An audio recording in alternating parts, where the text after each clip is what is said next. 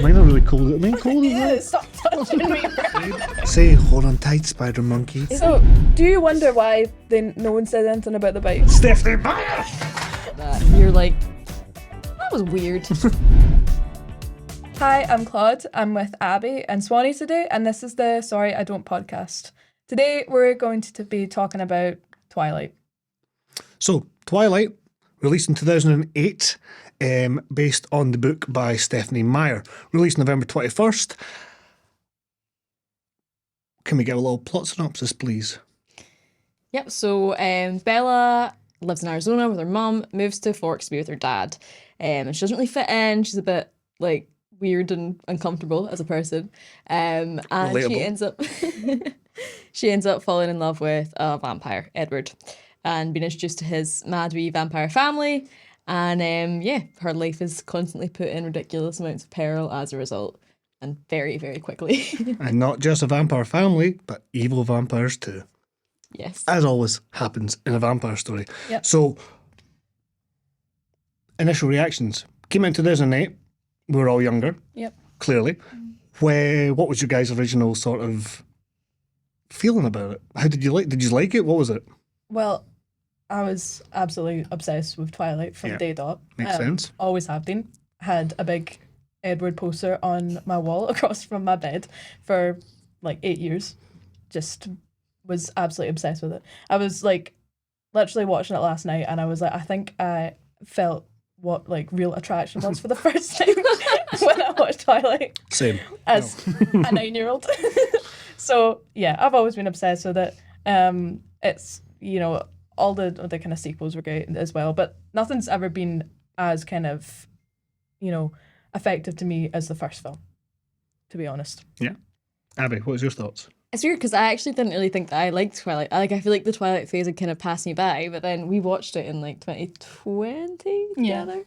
And I remember like straight after we watched it, I hadn't seen it in years, and I was just like, oh, I love this film. And also, So I was obsessed with it at the time too. I just kind of blocked You it out. pretend that you weren't. Well, it's like not pretend that I wasn't. Like, I think the thing is, like, I read the books. I was a big reader when I was a kid, so I read all the books. Obviously, they're quite lengthy. So for a period in time, all the adults in my family were like, "Oh, Abby keeps reading those Twilight books," like probably not realizing that there were like 4 of them.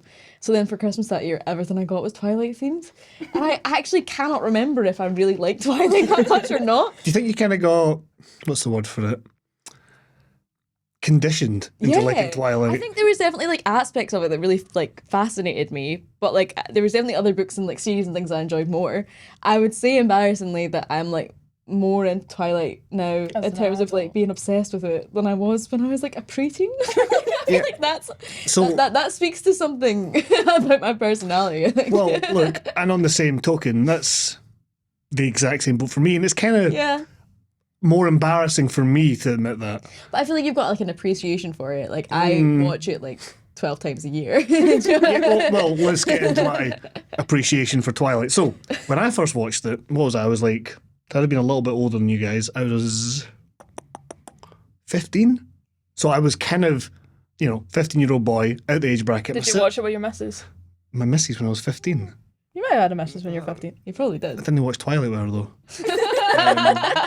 I'd have made fun of her for trying to do that. We'll get into that. So like, it was actually my sister who loved it. Of course, my sister was like 12, 13 at the time, and she absolutely adored it. And now, of course, being an edgy little 15-year-old boy, when your sister likes something, you obviously dislike something, yeah. So I used to, and you saw this kind of on the internet as well. You kind of saw this with everyone. So many guys just kind of going up against it. And I definitely fed into that. And, kind of be like, oh, it's crap. It's a shitty film. Oh, it's not great. Oh, it's so silly. Oh, it's so lame. But now, distance of time, maturity, seeing a bit more of life, being friends with you guys, where, I don't really have a choice but to watch it. I actually have come to find like a genuine enjoyment for it. I probably don't rate it as highly as you guys Yeah. and don't like it as much as you guys. But maybe that's not the way of putting it. I think I like it equally, but for different reasons than you guys, perhaps. And it's not like I like it in spite of itself. Yeah. It's kind of like there's a lot that I would say, oh, but there's also a lot I'd go, oh, if you understand me. Yeah. So, but there's a thing going around that people say that they reckon it's kind of almost like an indie darling of a film, even though it's, a significantly bigger budget than that. What do you think about that? Do you think it's kind of, do you think it's got a fair reputation as this kind of indie classic now? It's. Do you know what? I think a lot of that will be to do with the vibe of it. Do you know what I mean? Like some of the camera angles are like just kind of shit, and like a lot of the like the frame rate and stuff like that is different. For like, I always think about the kind of scene where they're in the forest and she's like finding out or not finding out, but she's kind of telling him that she knows that he's a vampire, and like the camera pans around her really fast, and like all the colors are different. Like I get, it's got the vibe of like someone's just picked up their camera and is like just giving it a go. Yeah, but it's obviously not that as well, you know. no, totally. I think it's a difficult one because like it's one of like it's the first installment in like one of the biggest franchises, like Hollywood blockbuster. Like how can you really call that an indie? But also it's got all the hallmarks of an indie film, so it's like it's so difficult to position it. But it is right. Like there's you just like I was watching it obviously again for this, and just so many choices, and I'll get to that where you're like, that was weird. Yeah. And like I think we've all been involved in the making of a student film at some point, and like I almost feel as if I could imagine myself being there when like something's happened and you can just see someone going, "Hey, why don't we?" And try it's like that? a terrible idea, and then be like, "Yeah, why not?" Like, "Oh, I love that." It's like there's a reason. Hey, you know, instead of saying "hold on tight, babe," say "hold on tight, spider monkey." Is that, do you know is that what I in mean? the book though? I Is don't that know. in the book? Is that in the book? Maybe we should have read the book before the podcast. No, we're not talking about the book. We're talking about the film. talking about the book. We're approaching it from a film point of view. But even things like, we've said, because we talked about Bella's clumsiness, and like you were like, so unbelievable her tripping and falling all the time. And I was like, well, part of me feels like it is believable because it almost feels like an accident that got kept in the film. No. Yeah, But like, we're like, it's not even that her like fake falling is clumsy. It's like the fake falling, like where it is in the film and how it's directed feels so clumsy because you're just like, is that like, was that a mistake? Yeah, Did she just open the car so door? realistically clumsy at times that you're like, I don't think that was meant to be. Yes, so I think that's they my just kept thing. that in. When I said that before we did this, I was like, her clumsiness as I said to you, it comes across comes across. Yeah, thank you. We're gonna get a lot of this them laughing at me for misspeaking or saying something silly, but no, it comes across as inauthentic. But then because it's inauthentic, it's kind of authentic because when you trip up, you're not like whoa, you're like. Yeah, Like she it does. just lacks that kind of polish, which is I think what I really like about it, to be honest. Yeah, And totally. like when we're talking about like you appreciate. I think also it being a comfort film for you and for me as well. Yeah. Is it like I'll watch it if I'm in like a shit mood or something. Yeah. Yeah, well, I'll watch it if I want to, Laugh at it. No. That's Not in a too negative cynical. way. Not in a negative way. It used to be that. I kind of went There's from an hating enjoyment, it yeah. to cynically liking it and laughing at it to now kind of having this. It sits very uniquely amongst a lot of films. You know what I mean? Like there's a lot going on with it. But I think looking at it in that kind of indie way, it's very clear. Like what's her name? Catherine Hardwicke. That's her name. So she very much before that and after that is in a lot of films that kind of feed into it makes sense that she would direct Twilight and it would feel good. She did 13, which is like a teen drama. She did Lords of Dogtown, which is like an indie drama about like musicians, right? And she also did Plush, which is an erotic thriller, right? And then of course, was it Red Riding Hood? It was a red, Something like that. I can't remember what it's called, but it came out Afterwards. But again, that's kind of Like that the horror Twilight that kind of Times. adventure horror tropey. So you can totally see when you look at all her back catalogue and future films after it, how she was perfect for doing Twilight and especially making it like seem like an indie film. Because there are points where you're like, that's not a good shot. Yeah. Oh, that's a silly shot. It's something that the other films just completely lack as well. Like, Yeah. don't get me wrong, I'm obsessed with them. I think they're amazing. They're so polished though. They're like they even look more polished, Are they? Yeah. Well, they feel like blockbuster films. And also they don't have Do they? I don't mean like blockbuster in the sense like it's amazing, it should be a blockbuster. It feels like this is a Hollywood film that is like to make money. Yeah. Like Well, what one though? Because everything them. after Twilight. Yeah, everything after Twilight. okay, I'm gonna. Like they definitely stray more and more away from it. Like Breaking Dawn Part 1 and Breaking Dawn Part 2 are definitely the most polished. They're definitely the most Well, like maybe polish is not the right word. Maybe it's like homogenized. It lacks its Okay. own like distinct style. It lacks this kind of like Okay, yeah. alternative. have its own doesn't vibe. have an alternative. Well, I vibe. would- It has a Yeah, I wouldn't be argue though that even just the use of color and stuff like that. Like Yes, obviously okay. like so iconic the filter they used for the first Twilight. Yeah. The kind of like cold color blue filter doesn't get used throughout the rest of it. And even the like the marketing art is all very warm colored. They all look very kind of yeah. warm colored. They're kind of golden eyes and stuff like that. And it just isn't given the same vibe No, as I Twilight. agree with that. I don't want to mistake this. Me saying and kind of rebutting against that bit isn't saying I think those other films are better. No. No. I think they're actually weirder at some points and less conventional in some ways. Like especially Breaking Dawn Part 1. Like what the hell? That film is. We are getting away from Twilight. I understand that, but Yeah. that film is a conversation for another time. All I would say is that I think it's difficult to argue that anything after Twilight's release and popularity and like, I feel like at the start of every other film, it's almost like there's like an invisible like audience applause track whenever it like cuts to Edward or Bella for the first time. Yes. Because you're like, oh, and there's Kirsten Stewart, there's Good Robert point. Pattinson, there's like a It's like pump to it. Do you know what I mean? Yeah, Here they are, Yeah. sexy. Whereas before it's just like we're just going to try and be as earnest as we can with this. Yeah. But still a bit cringe, which is perfect because like it is like got a very clear defined story, the first one. That's what's really good about it, I think. Yeah. Like it's got very clear beginning, middle and end, which some of the other ones really struggle with fitting into an act structure. Like, Yeah. especially Breaking Dawn Part 1. We'll get back to that in a future podcast. And it is quite silly.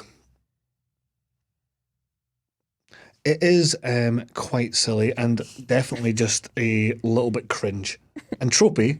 But I think, given what this director has done, that it's kind of deliberate. Do you know what I mean? Like that hokiness, that kind of silliness, it feels earned. It's self-indulgent, and that's what I kind of like about it. Because like, there's a certain amount where you have to sort of work for like, this film is great because it's this, and it's intelligent, and it's this, and it's challenging, or I just like to watch Twilight and be like, this addresses every single one of my most like mental fantasies. Even the direct source material, Stephanie Meyer, basically wrote the entire thing as like a self-insert. That was what Twilight was. So of course it feels self-indulgent because she is us. She's all the wee girls that are watching it and being like, oh my god, I wish Edward would sweep me off my feet and bring me away. Yeah. That's the whole point. I think that's the thing why as it's well. so indulgent. Like it speaks to you when you're 13, and then you grow up and you're like, oh, I'm better than that, and then you kind of get to an age where you're like, no, I'm not. Exactly. And like the thing is, like, I go through life. I don't think I ever had that in between. Yeah, to be fair, you've always just been. But no, I just and it's funny like the number of people now that I know who are like our age, who are women who like whenever you bring up Twilight, it's actually like, people say it like at the most minor inconvenience. I remember like last year I was like, right after I'd been through a breakup, and I was like, I'm fine. And then I went to the door of my bedroom, closed the door, and then you just heard the Twilight, like the opening lines, like I've never given much thought to how I was gonna die. And then like my pal's boyfriend's like, oh yeah, they had like a kind of argument and they thought that they settled things, and he heard her go upstairs and like run a bath, and then he heard like the opening sounds of like she was just listening to the soundtrack on Spotify, and he was sitting down there like, fuck. Yeah, no, I'm pretty sure when you did that and knocked on your door like, hey, this is really funny, but are you like okay, man? Like, I just want to know that this is, I'm going to indulge in this a little bit. I'm a little bit sad, but it's fine. I don't want this to be, this is the end and I'm going to watch Twilight. Yeah, this is my last big hurrah. No, well, thank goodness. So going from the start. Yeah. Yeah, so do we want to go through some plot stuff and just talk about our feelings towards it? Or Yeah, let's, I mean, I've got notes. So- Everyone else got notes? I've got notes. I've got notes in my head and my phone.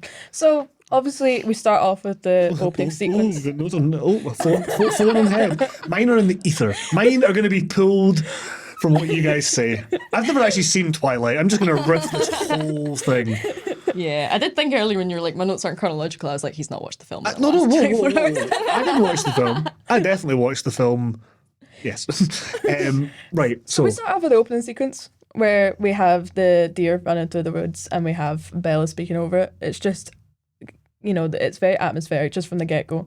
Yep. Again, another one of my favorite things about it is just that it is so atmospheric, and it does that so well with the music, with the color, the camera shots. A lot of it kind of makes you feel like you're, you know, the POV of someone who's chasing someone and stuff like that. It's just like great off the get-go, but it's also just ridiculous. Yeah, so I think with that, it's very much, because we talked about it in terms of how we'd structure talking about these films, this very much falls into vibes. And I think vibes very much come right away from your opening scene. Yeah. And you're right, because it is, you know, you got that, because it's the forest. Yeah. And you've got the good cinematography, you got a creature. It's always cool when we start with a creature that's not a creature we're going to see again. Just the vibes of it, the colour, the palette, and the mood. But in terms of vibes, it also does that kind of classic storytelling thing. This, again, I'm going to talk about some of these classic storytelling things. It does, was it in media res, which is where like you kind of begin in the middle of the story. And it's done through her voiceover. Because she said, what is it she says? She says, I never thought about... I never gave much thought about how dying. But dying in the place of someone you love seems to be a good way to go. Yes, because that obviously comes up later on as she's heading towards her final destination. A film we'll talk about another time as well. I've never seen any of those. Oh well. Well, there you go. Well, there you go. That's why we're here. It's so funny because I've never seen any of those, but I have like literally like intrusive thoughts about things because I've heard about what happens in them, and that's why I've never watched them. Oh yeah, they can be traumatic. But yeah, no. The point I'm making is, it has a very classic opening, and obviously you don't know that it's in media res at the start, but when it kind of comes in later on, you're like, oh shoot, this is, you know, there's a lot of films that do that. Fight Club does that. Right, so that opening scene, Abby, what's your thoughts on the opening scene? Claude and I have talked about it. Yeah, so I do you know what? Like, from the point of view of, again, I probably watched this when I was like 13 and thought, oh no, probably I shouldn't have been 13, I don't know, whatever age I was in 2008, I was like, wow, this is so artistic and different because... You were 10 years old in I was 10 2008. years old, wow, okay. Because, yeah, the idea of symbolism, and obviously Bella is the deer and stuff like that, you know, you didn't get that in a lot of films that I was watching at 10. Oh, Bella's the deer. Bella's the deer. Of course Bella's the deer. Why, of course? Because, you know, because she's the prey. She's the prey in the whole thing. Are you doing a bit right now? Yeah, are you doing a bit? Why else would the deer be there? Yes, I am doing a very good Think bit about it, right because now. obviously... I totally agree. No, When I was a 10-year-old girl, this symbolism was incredible to me. I completely agree. You don't need to argue that to me. No, listen, because obviously she not only is she the deer Listening. because deers prey, but it's also because obviously the whole shot of that, it looks like someone's going after the deer. And that's obviously Edward, because vampires aren't going to go after animals except if they're part of the Cullen family who are vegetarians. So that's the Very whole good kind point. of... No, that wasn't a bit. That was me just being somehow less pretentious than you two.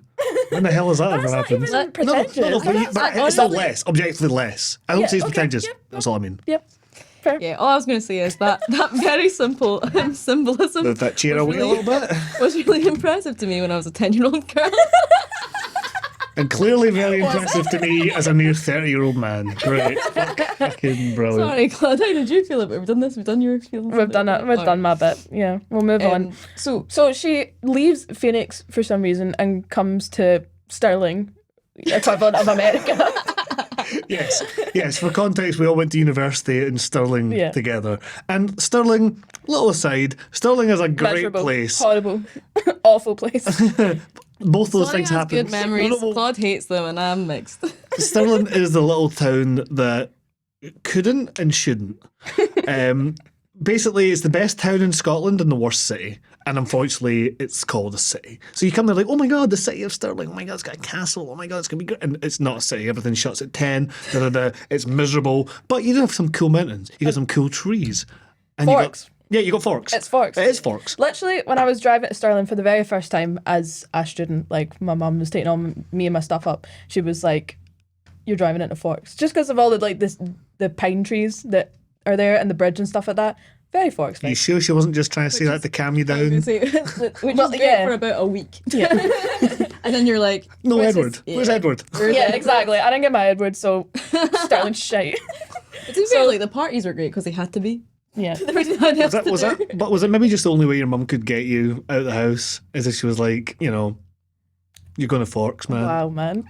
I know. It wasn't the best, but So I know, I get it. So yeah, she goes to Stirling, she goes to Forks, and it's miserable. You see like a shot of her. She's in Phoenix. It's all lovely and warm, but she's leaving because her mum's pumping this guy, who plays baseball, and she wants to go and travel, and she's like getting shot at Bella. she takes a wee cactus. She takes a wee succulent. ridiculous little cactus that she's succulent, got to be holding. For Which is some actually a reason. very interesting metaphor for vampirism, because a succulent is something it sucks. that sucks.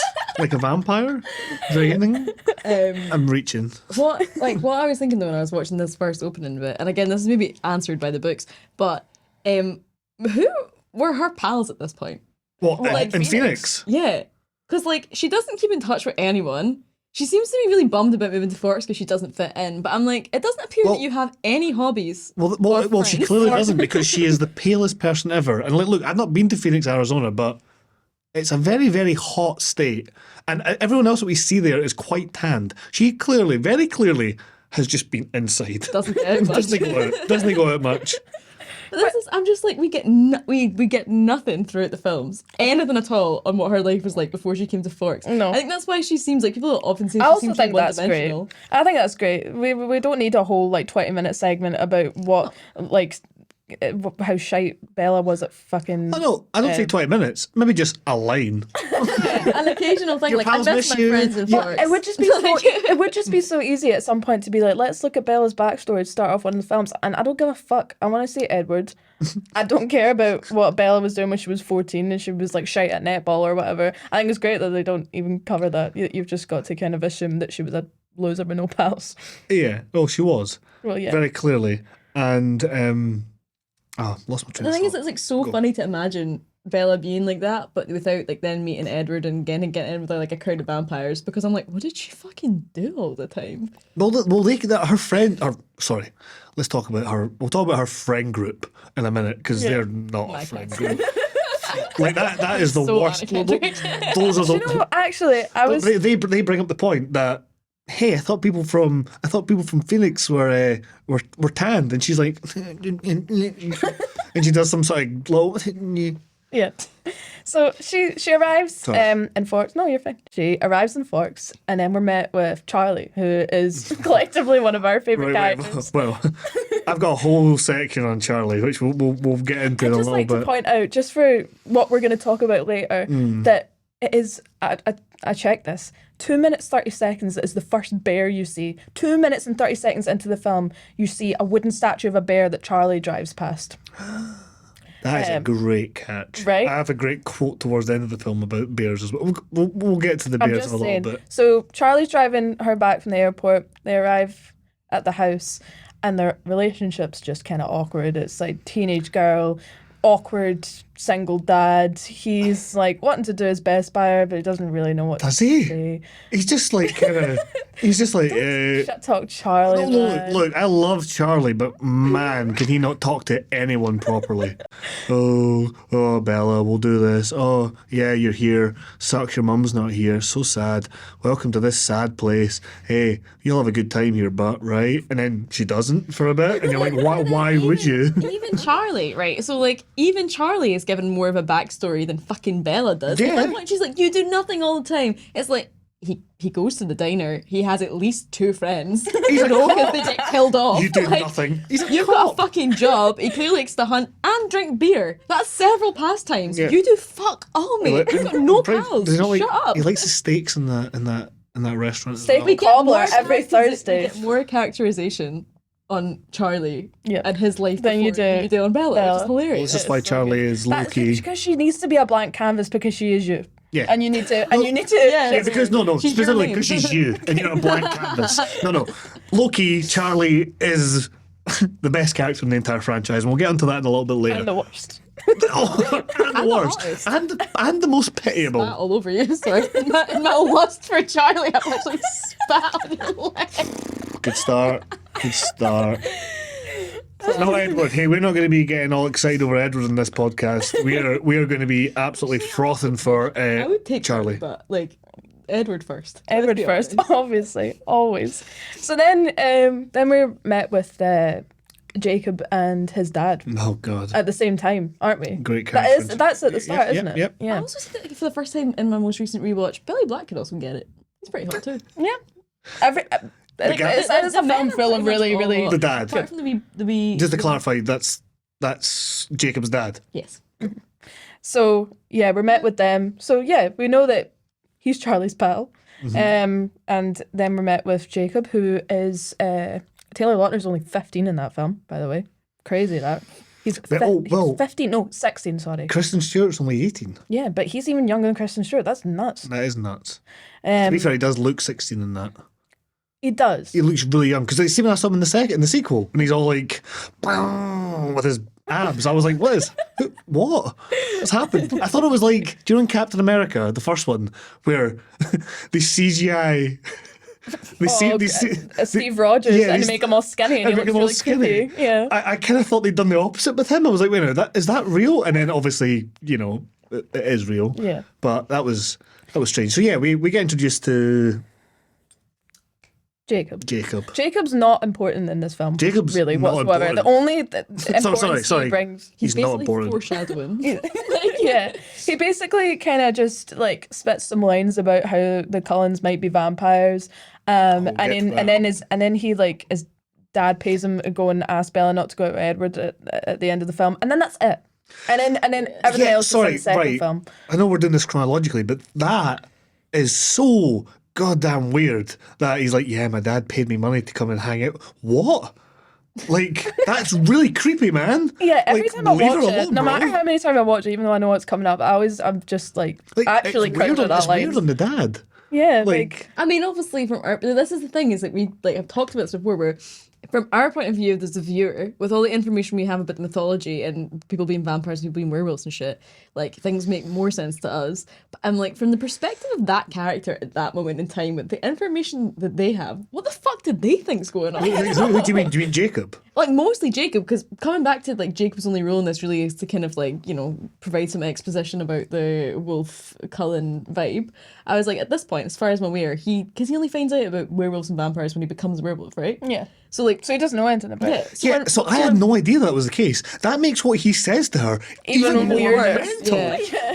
But this is it. So when they're on the beach, we are just jumping ahead, but we're it's close naturally, so may as well. So like, they're all hanging out at La Push. His wee pal comes over and just is like, the Cullens don't come here.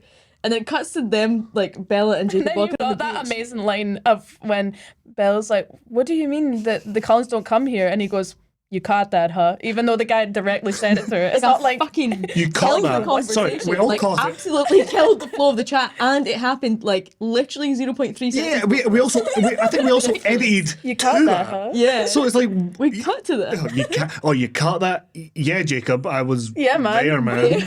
We're all we there. left because he said that. But this is the thing. So then Jacob goes on to tell her that, the Cullens, and she's like, wait, I thought the Cullens just moved here. And he's like, or did they move back? Ha ha ha. And then he goes on to basically be like, yeah, my family and all the people on the reservation think that the Cullens are these kind of demonic people, etc., etc. And I'm like, so we're meant to believe that Jacob doesn't know anything about supernatural shit. He But just it's thinks that his supernatural. family have made up a really fucking mean rumor Yeah, he's just about chatting his shit. family that just moved to the area because he didn't like them. Yeah. And It's he's just spreading it about.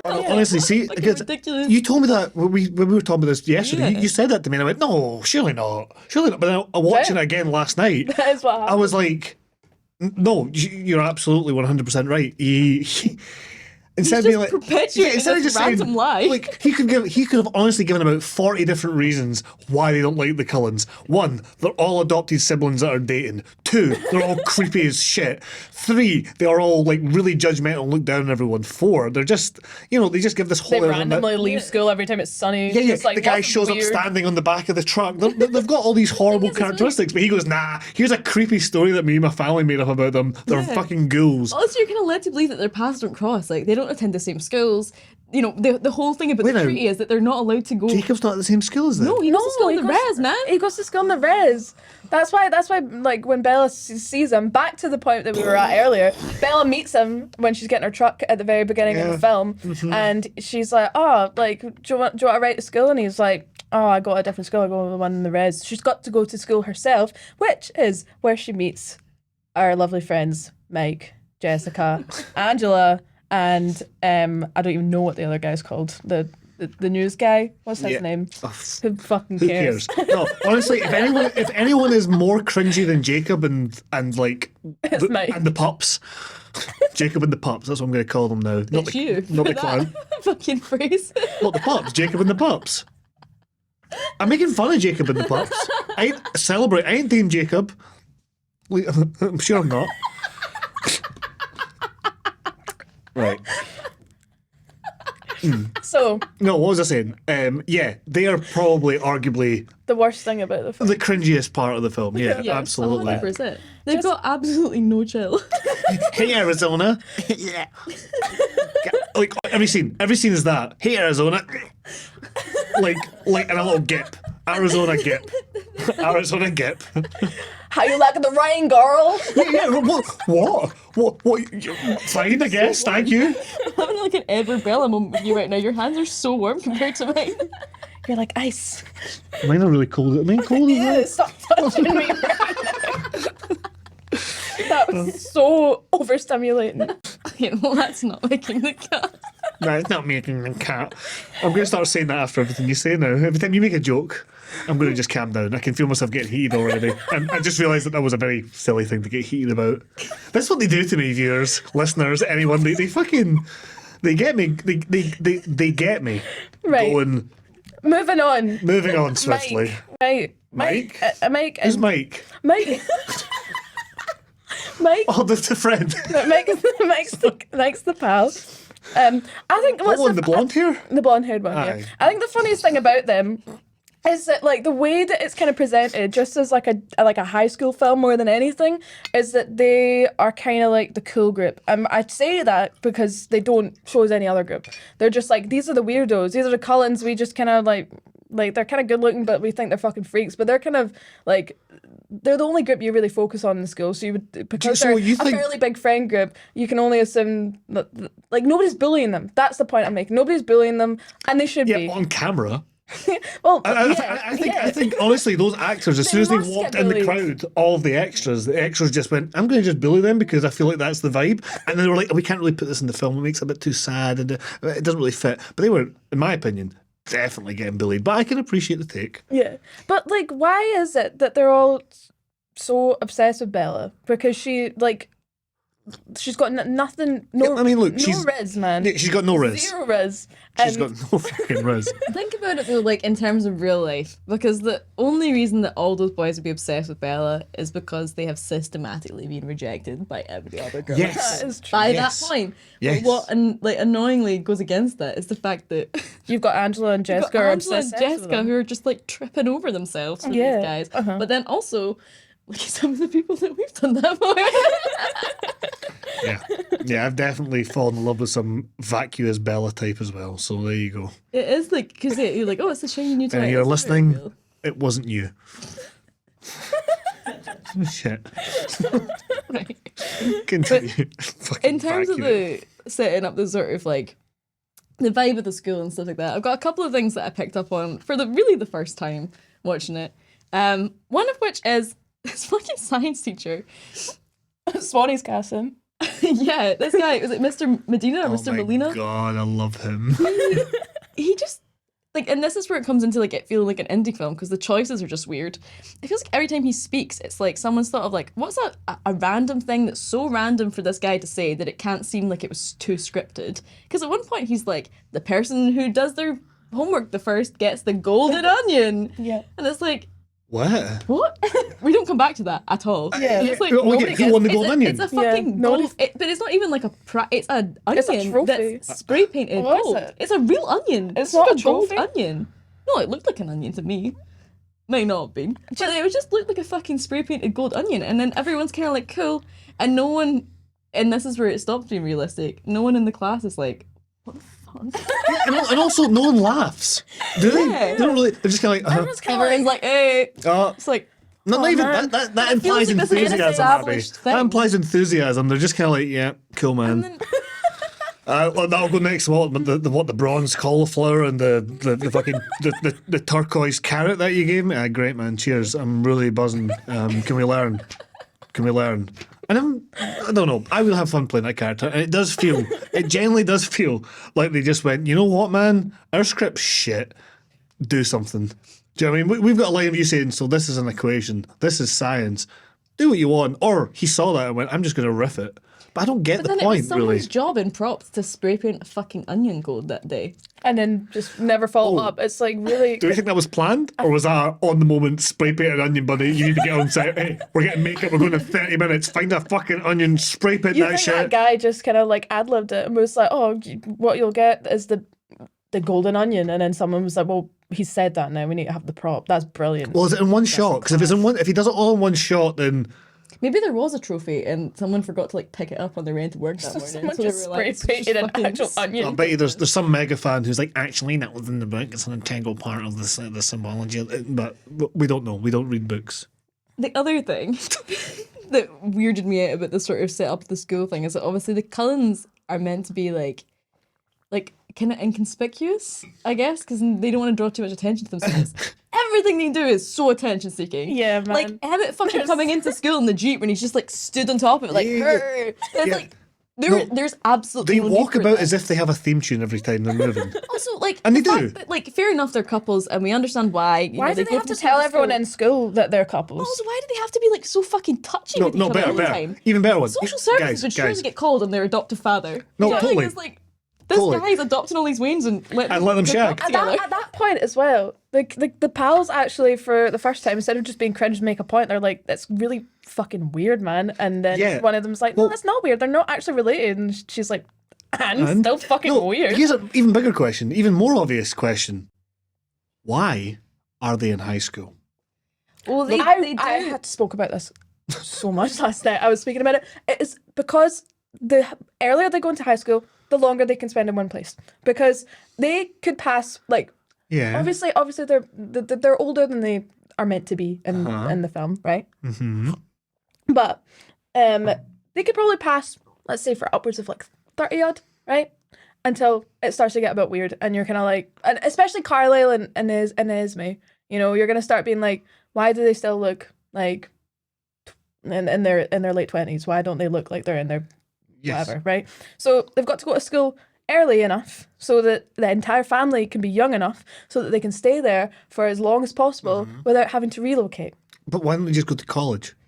Because school, that would- school starts you off earlier. Yeah, but they don't. So they'd probably, because he's like 17, Bella moves and they're already kind of like, they've just moved there. So I guess they're I guess it's a casting issue for me then, because they clearly look like they should be in college. I guess yeah, I get you. I Here's get you. what undermines all of this to me in terms of the amount of faff they go through to move about and keep their identity hidden. So you've got like the Cullen clan, and you've got all their fucking like insignias and everything that they wear, and they're clearly their name is actually Cullen. How do they go to this fucking massive effort to change their identity every But time don't they change. move? They have the same fucking name. Yeah, there must be some Like, there's I some would high school love it. teacher, there's some head teacher that's like, I swear to God that they were there 20 years ago.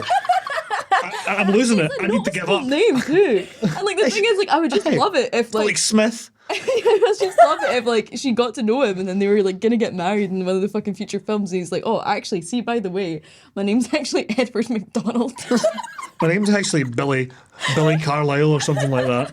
But like, honestly, it's no. We'll talk about the effect that they have on gaslighting the community as we go on, especially with our dear favourite character Charlie. Oh my God, the gaslighting he receives is the worst, and it leads to some interesting places in the mind. But continuing on plot wise, we're kind of obviously we're still in the first act, really, very much. So we also then, of course, have Edward entering.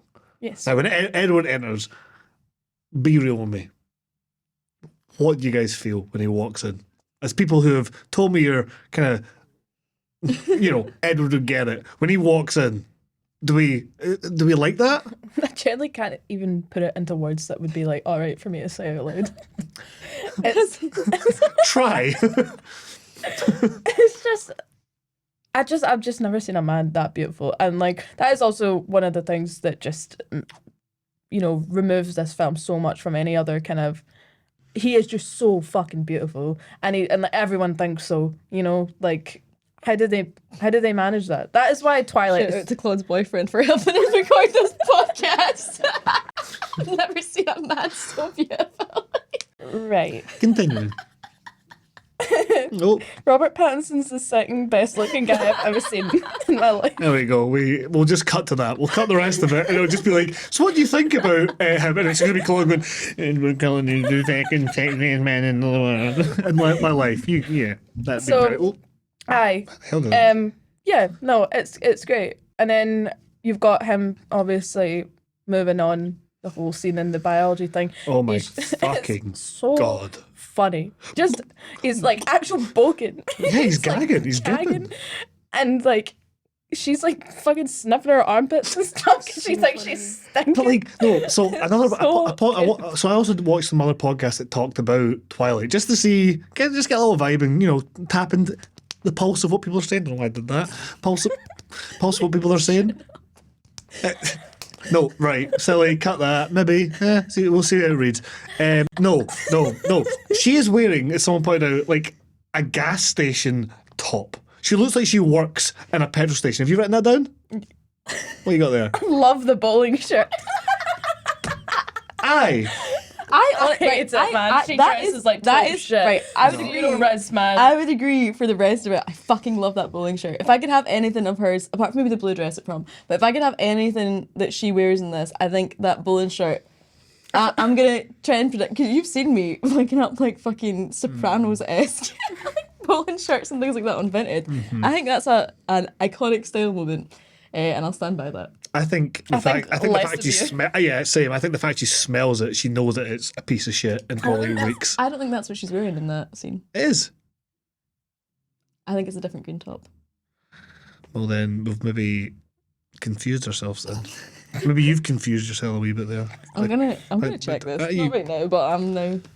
This is why it'd be good to have the film on. So he finds her stinking. At this point, if you're watching it for the first time, you don't know why. You can't even guess. Because She's coming it's to not Twilight without a concept of what Twilight's about. The first 30 minutes are mind blowing. You're like, what is happening? Who are these freaks? Like everyone is a freak. Everyone is a freak. But I think as well, it's just the fact that there is no indication that he is like yearning to eat her at this point. He's fucking repulsed by her. Like, there's nothing about him that's kind of like, oh, I want to touch you, but I can't. He's just like, he's literally sitting there. You fucking stink, bitch. Yeah, he's awful. That's what he's like. Like literally, he gives. It's awful. And then he's trying to fucking change class in the next scene because he's running away, knocking shit over, freaking out, spitting as I say this. And then he disappears for 3 days. And I think again, it's a week, I'm sure. Yeah. I think you're right. He's a week going wanking in the woods and eating animals. That's so funny as well, because she's seen him for what must have been like 50 minutes at most in a biology class on her first day of school. He acted like a fucking weirdo and left again. And then she's just cutting about with her like newfound mates, and she's like, things are starting to get weird because he hasn't showed up to school. And it's like, man, you knew him for 50 minutes. How are you still thinking about how this guy isn't showing up to your biology classes anymore? No, totally. She smelled so bad it took him just like a week to recover from it. Yeah. What does she think in there? a fetal position in his house, just like greeting about how bad she smelled. Yeah. Before we get to the point where Edward comes back from his wee fucking smelly holiday, there's a scene in the sort of middle of this where Edward goes to the diner with her dad, and obviously that's really famous like tomato sauce thing, which I think has overtaken the fact that Waylon is introduced here. Yeah, Waylon's introduced. And another character I would love to play. I have this theory, right, that like Hey, is so rarely like gets new people like fresh blood in town that like hey, good. none of them know how to talk to someone or introduce themselves to someone for the first time. No, definitely. And this goes for every fucking character that you see, including all the wee like freaks from the school, and then like you know, basically everyone that Bella Waylon. encounters, but Waylon specifically, in front of her dad, right? He's like, hey, do you remember me? And then she's like, no. And her dad's like, Waylon always leaves an impression. And he's like, I was Santa once. And then the waitress goes, butt crack Santa. And I'm like, what? And he's like, kids love those little bottles. And I'm like, And then that never gets touched What is upon that? again. the creepiest guy. Yeah, no, but it's not even overtly creepy though. That's just like such an odd conversation. If I was Bella, I'd be like, Phoenix, can I go back And to her the dad's just like, can I go what's back he to the like? house? Your creepy Uncle Waylon. Like, she's just sitting there like, what the fuck is going on? Yeah, and he's just drinking his beer like, yeah, that's the life we live. I think as well, it's just weird just because, like, he is the second person that gets killed by these, like, mysterious creatures who at this point you don't know what. Is he the second? He's the second, yeah. He is the second, 'cause the first one's just The first one's just some random randoms guy. underneath glass. But then the That's a second- cool shot though. It's a cool shot. Second one, Waylon, but like you don't feel like sympathy towards him. I feel like if you're wanting to kill like random characters off, you kind of be like, look at this wholesome man who came over and spoke to Bella and he said something nice, and now he's getting eaten by like creatures. Wonder who that could be, and you don't feel bad because he was like an alcoholic Santa with his arse crack out, Yeah, and that's borderline- the only impression you have of him. The first person to land in the boat to kill him is Victoria. Yeah. Obviously, And he's like, appearance-wise, hey. she's a much younger woman. And he's like, hi. Hi there. And it's like, no. I mean, literally, she does kill him like seconds later. But at first, like, she just must look a bit lost and confused and vulnerable. And he's like, No, how young is she meant to be? Or, like, it's her. no, but he's like significantly He's like older in his than her. late 40s, 50s. Like, if you said that to any random woman you didn't know, it'd be kind of creepy. Yeah. He was just kind of trying to come on to her in a dock. On his boat that she clearly fell from the rafters. Hey, this doesn't happen too much. She's not dressed for the occasion either, and he's like, cause she's wearing like a big fur coat and some flares, like she's pure. Yeah, There's some red flags. Why is he there. not freaking out? Why is he Yeah. not like, oh my god, are you all right? Whoa, He's just oh. like, No. "I'm around my boat." No, but at that scene as well, it highlights some of the very, very funny special effects work that we get in this film. Because she grabs the boat and it's like, and gets pulls in, like this very jarring, like, bit of special effect work, which later on in the woods we see the full effect with the running sequence up the hill. Yeah, Oh, yeah. That's beautiful, but that's beautiful. So, Beautiful is a subjective word, clearly, in this podcast. so just to kind of like move along the Yeah. kind of, because there's a bit of plot that it's like obviously good viewing, but it is just kind of the same thing back. Bella and Edward have this kind of back and forth for a while where he's kind of being nice to her, she's nice to him. They're both trying to figure each other out. You have that amazing scene when they're in the corridor after their biology lesson, and she's kind of like, "Hey, last time I saw you, your eyes were like black, and now they're kind of like orangey," and he just goes, "It's the fluorescence." And then just walks away with it. Saying it isn't. Yeah, he becomes, it's weird. He goes from being unable to speak to being unable to speak but running quicker now. It's bizarre. Like, obviously, again, it would be hilarious to show this to someone that has no concept that Twilight is about vampires. Because you just think it's about, oh man, he's a really troubled character. There's something going on with him. And she stinks. I just like the idea as well, that, like, who, like, obviously who the director is, like Catherine Hardwicke or whoever is, you know, giving him some sort of motivation for each scene. I just like the idea that they will sort of rely constantly going, yeah, could you see that kind of as you're leaving? Yeah, could you like picture that? You know, just to give the scenes, yeah, could you just say that kind of on your way out? Yeah, and that's why can he you not look at the constantly just, camera? like- Can you throw your mic away? Can you just kind of like, just fucking leave the scene? Do you know what I mean? Actually, tell you what, don't even show up on set. Just kind of walk through the set and we'll capture it. And then you can, no, honestly, there's so much of that. Just people running away, slipping in and out really quickly. But roughly where we're at right now, what were you going to say, sorry? I was going to say from the scene in the corridor where he sort of is like, I never know what you're thinking, I can't read you. I've just come up with this theory that Edward, and I can appreciate this myself being a very nosy person, is just really fucking nosy. And like he wouldn't fancy Bella at all if it weren't for the fact that he just cannot fucking, like, is really annoyed with the fact that he doesn't know what she's thinking at all times. He must Just for have a- context, Oh yeah, Edward can read minds. Sorry, can we say Because of that? course he Can we can. do that again? I want to say it too. We'll go, right, 3. So we'll go just for, right, just for context, 3, 2, 1.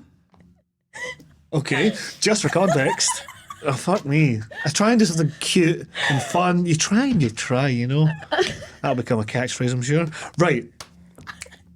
Don't try to produce yourself. No. Just leave it. It's good. It's fine. Right. I'm getting We're moving on. We're moving on. 3. No, what was the line again? No, give me the line. Give me the line. Give me the line. Come on, please.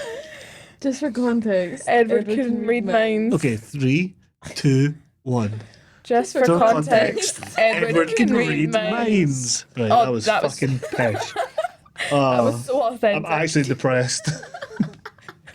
Anyway, the point I'm trying to make is, I think he's just really fucking nosy, and it really bothers him that he doesn't know what she's thinking. He has, for like his entire vampiric life, wandered around knowing at all times what everyone is thinking. For a century. I understand that feeling of like, see if I get the sense. Just that again there's for information- context, he can't read her mind just for no reason. He just Yeah. can't. There's like a block. Yeah, and they kind of bring that in later on why, but like, it's just Retcon. nonsense. I also just love there's like a tweet somewhere that's like, has anyone ever considered the fact that the reason Edward can't hear Bella's thoughts is because she doesn't have any?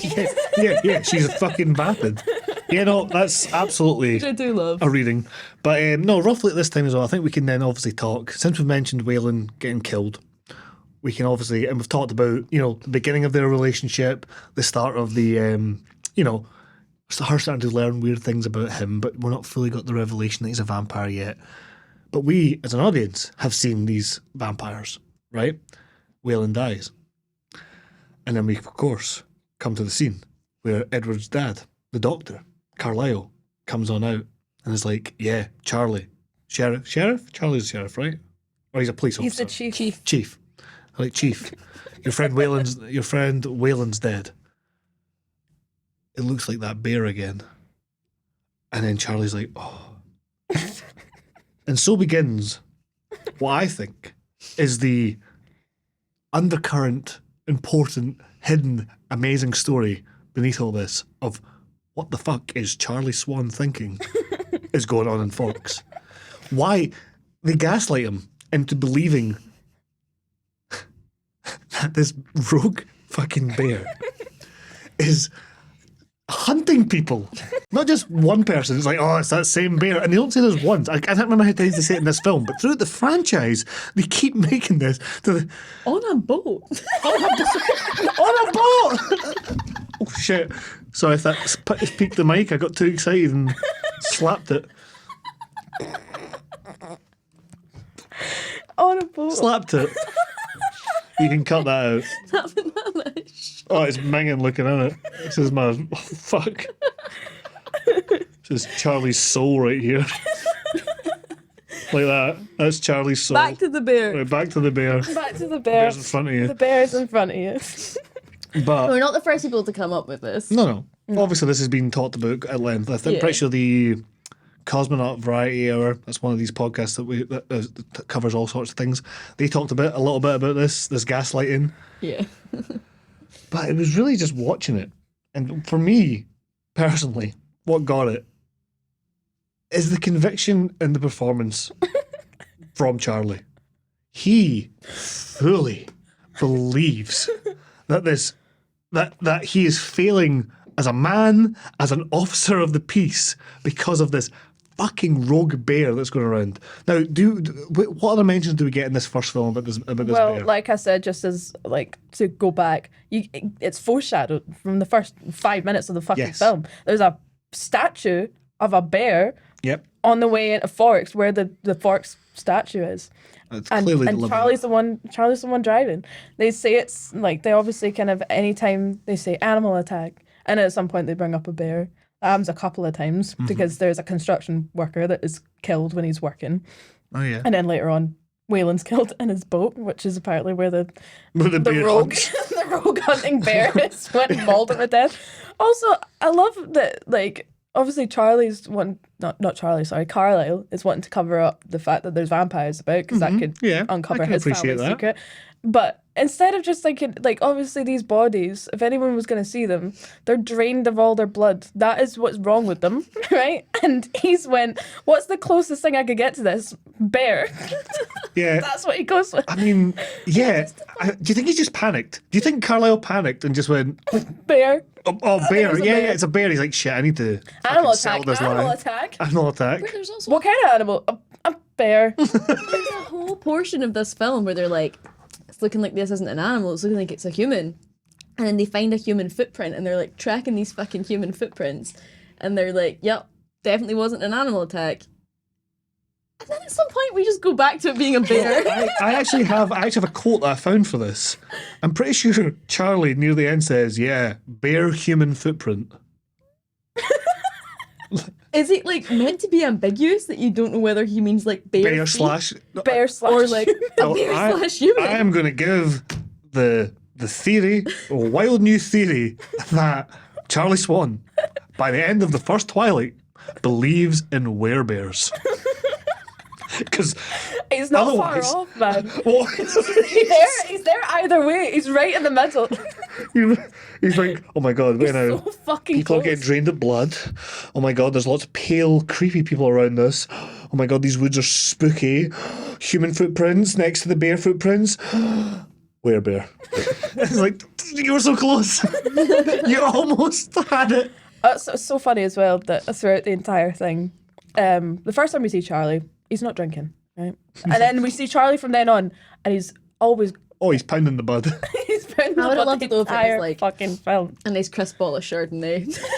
That'd be hilarious. He just poured this out of a fucking glass. No, brilliant. honestly, if I'd made these films, I'd have had each film he has a new drink of choice. And like the way you'd show it as well is, so after the first film, second one, you'd have the empty beer bottles piled up, but he's pouring the Chardonnay. Third film, empty beer bottles and a bottle of Chardonnay are sitting there. He's pouring some malt liquor. And we just keep going until eventually having like a baby shaman crying in the bath. I was gonna say, like, by the end, he's just like doing a Claude with like 2 blue wickeds and a straw going in at the same time. Oh, He's God. got those like straw glasses on.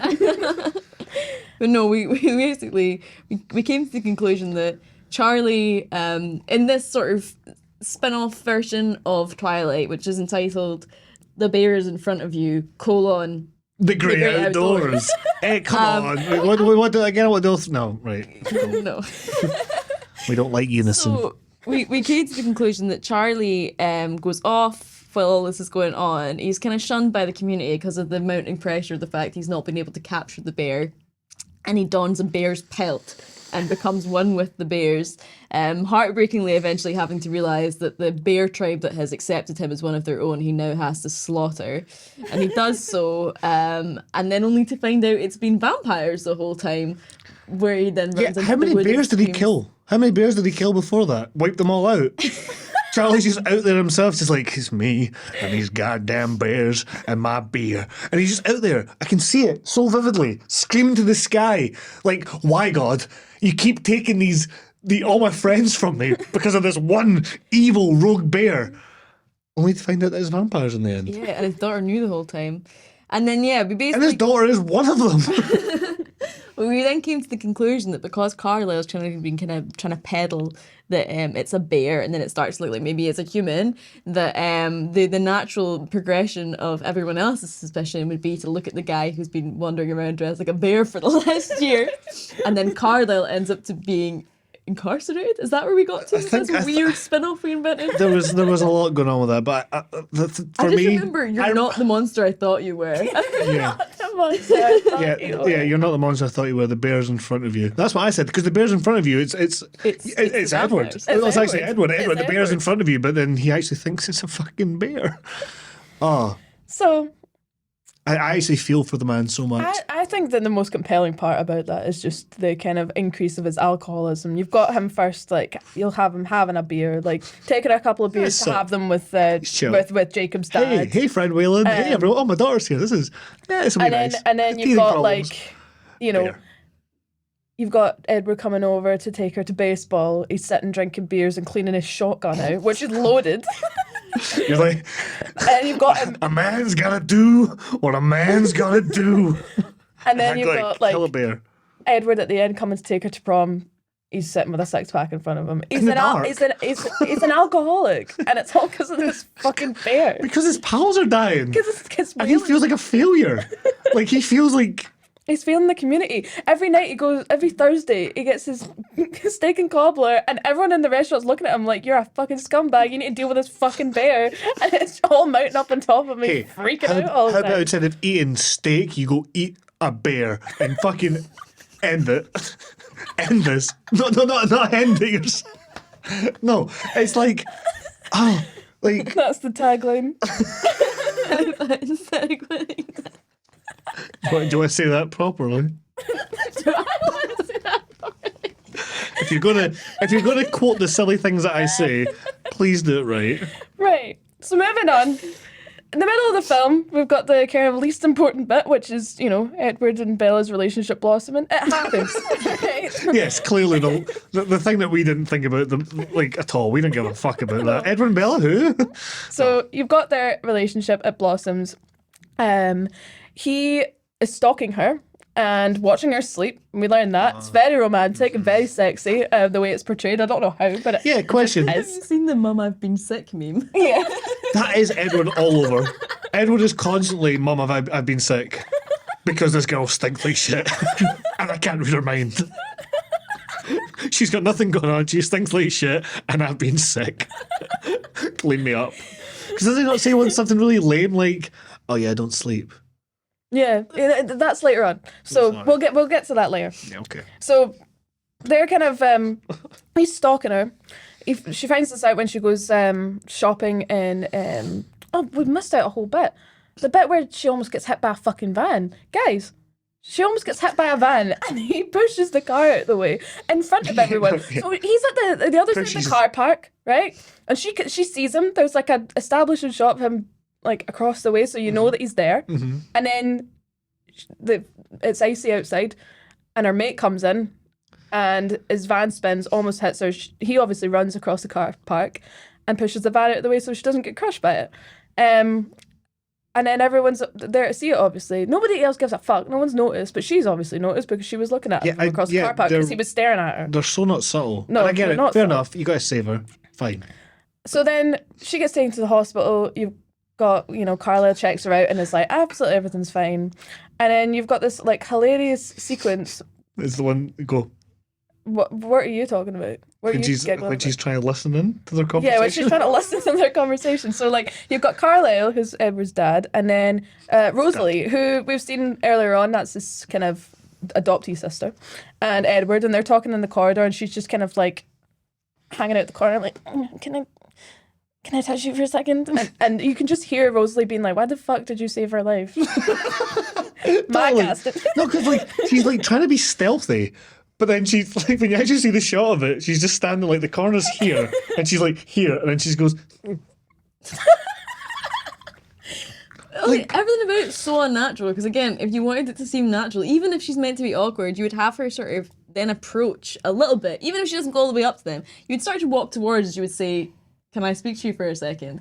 But she kind of shouts it from like a really awkward distance. She's like, can I talk to you? It's like, Yeah, okay, not you, alright. Edward. And it's like, yeah, let me talk to my dad first, man. Also, why the fuck are you having that conversation in the middle of the hospital corridor? Yeah, why can't you have so had much that in his effort. office? Right? He's He's the go to his doctor. office. No, He's like, sorry, "Maybe we should better. have You could have it at home. Yeah. Where no one's about. Do you mean they don't give a fuck? Like I feel almost like they want to be caught. The importance of this, obviously, is that we've seen Bella now knows that he's got, super strength, super speed, and that we the go. rest of the family don't want her alive. So she's getting suspicious at this point. At this point, she looks up. That's the on family don't Google. want her alive. Yeah, They were just wanting, because they they wish he hadn't saved her. yeah, because like You're right. yeah, Rosalie They would is let a like fucking teenage girl die, but they're going to fully expose themselves in the hospital corridor anyway. Yeah, they're, so you get to they're objectively insane. Bella looking up. Oh, I love that sequence. Not that sequence yet. She looks up this bookshop. No, oh, right. She goes to this bookshop. She feigns interest in going and trying on prom dresses with her pals. She doesn't really give a fuck. Really shit friend. Yeah, she's They're like, also shit friends, though. no, they're good friends.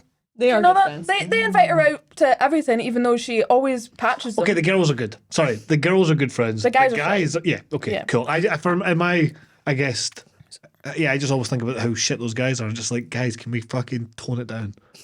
Can we tone it down? She doesn't fancy you. Bella, look, it's a worm. It's a worm. What age are you guys? So you've got the whole sequence where they go to the prom dress shop.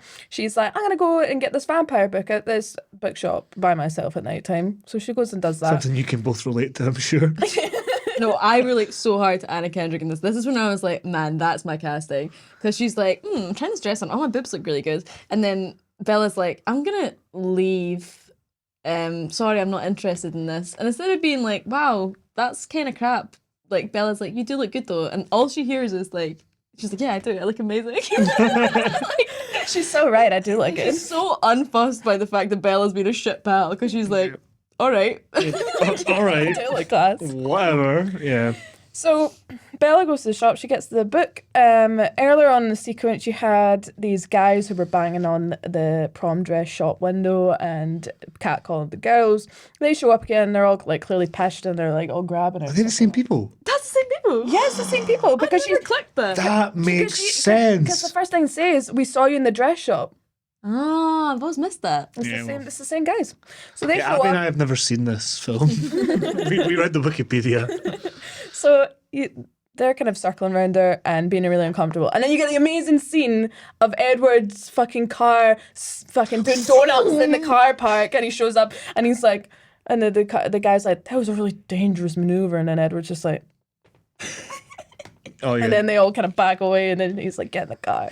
And the Like, car. one of my favorite lines is where she's like, put your seatbelt on, and he's like, you put your seatbelt on. He drives away and he's like, you need to distract me because of the horrible things that we're thinking of. I just want to go back and rip their heads off.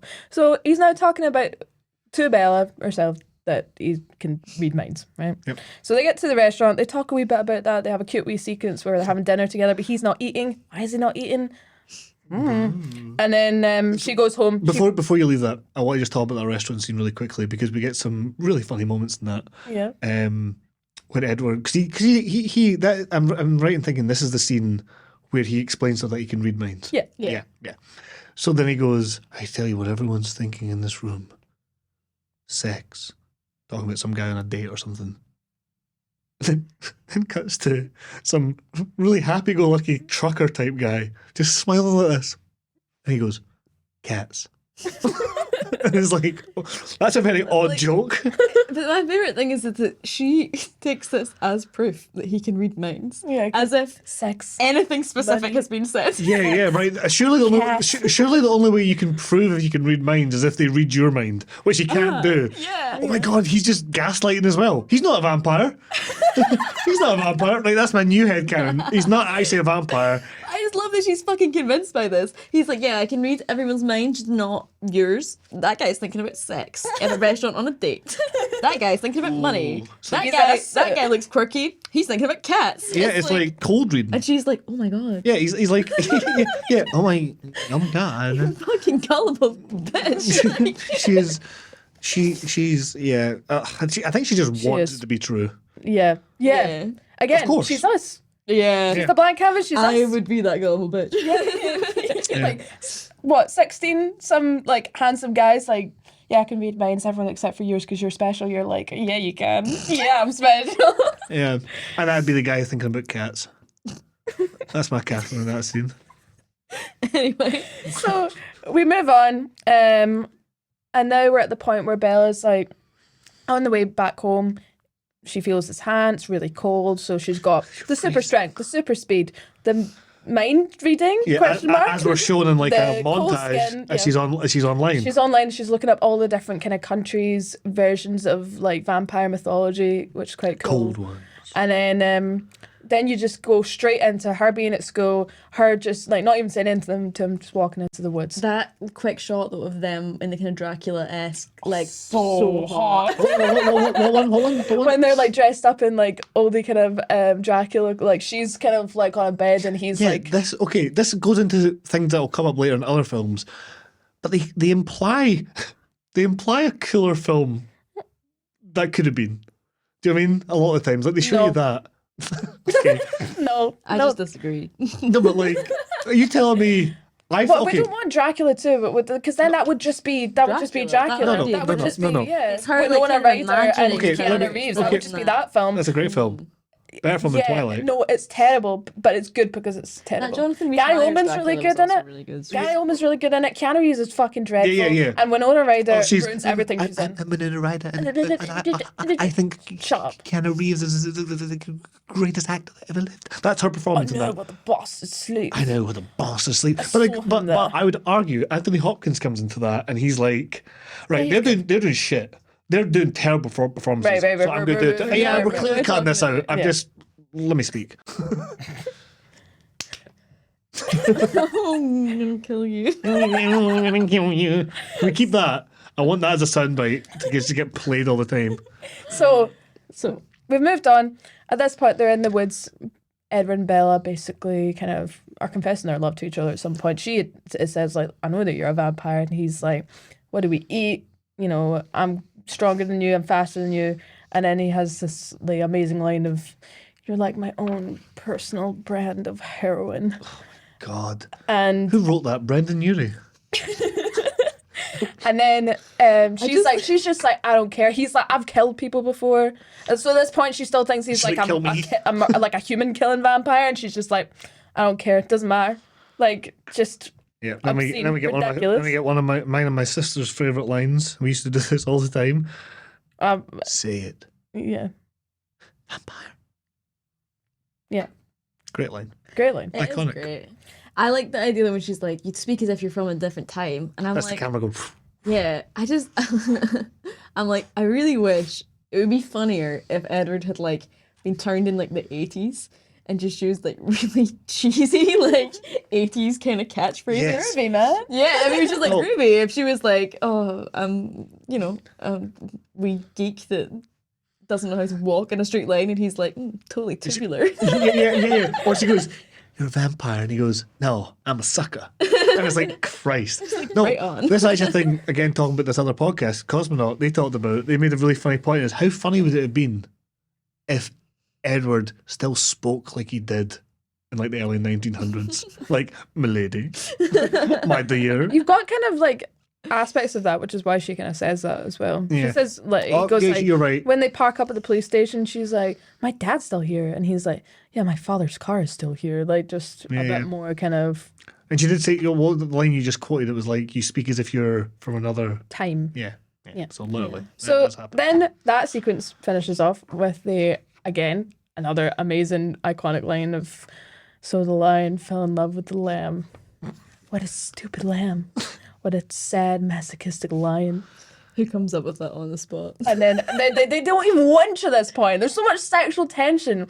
But again, the whole film is a metaphor for purity and not having sex before marriage. So they're just sitting looking at each other. Then they just lie down in a meadow and he's they're like, not even touching each other. Well, yeah, but no, Their bodies, like, their heads are like here, and then their bodies like they're just are kind of facing facing like this. away from each other. It's so funny, and also he's so much taller than her, and he's just kind of like crushed. Like he has this big scene where he's like, I'm a vampire. Look at me rip this tree branch out, which also doesn't seem like a very safe thing to do. and also You're not very on a that. mountain. Like you're gonna have some kind of fucking avalanche, Yeah, man. Calm down. We're also missing out the key sequence there. Of the Like tying all sparkling. this together. Before we get to that, is the running up the mountain.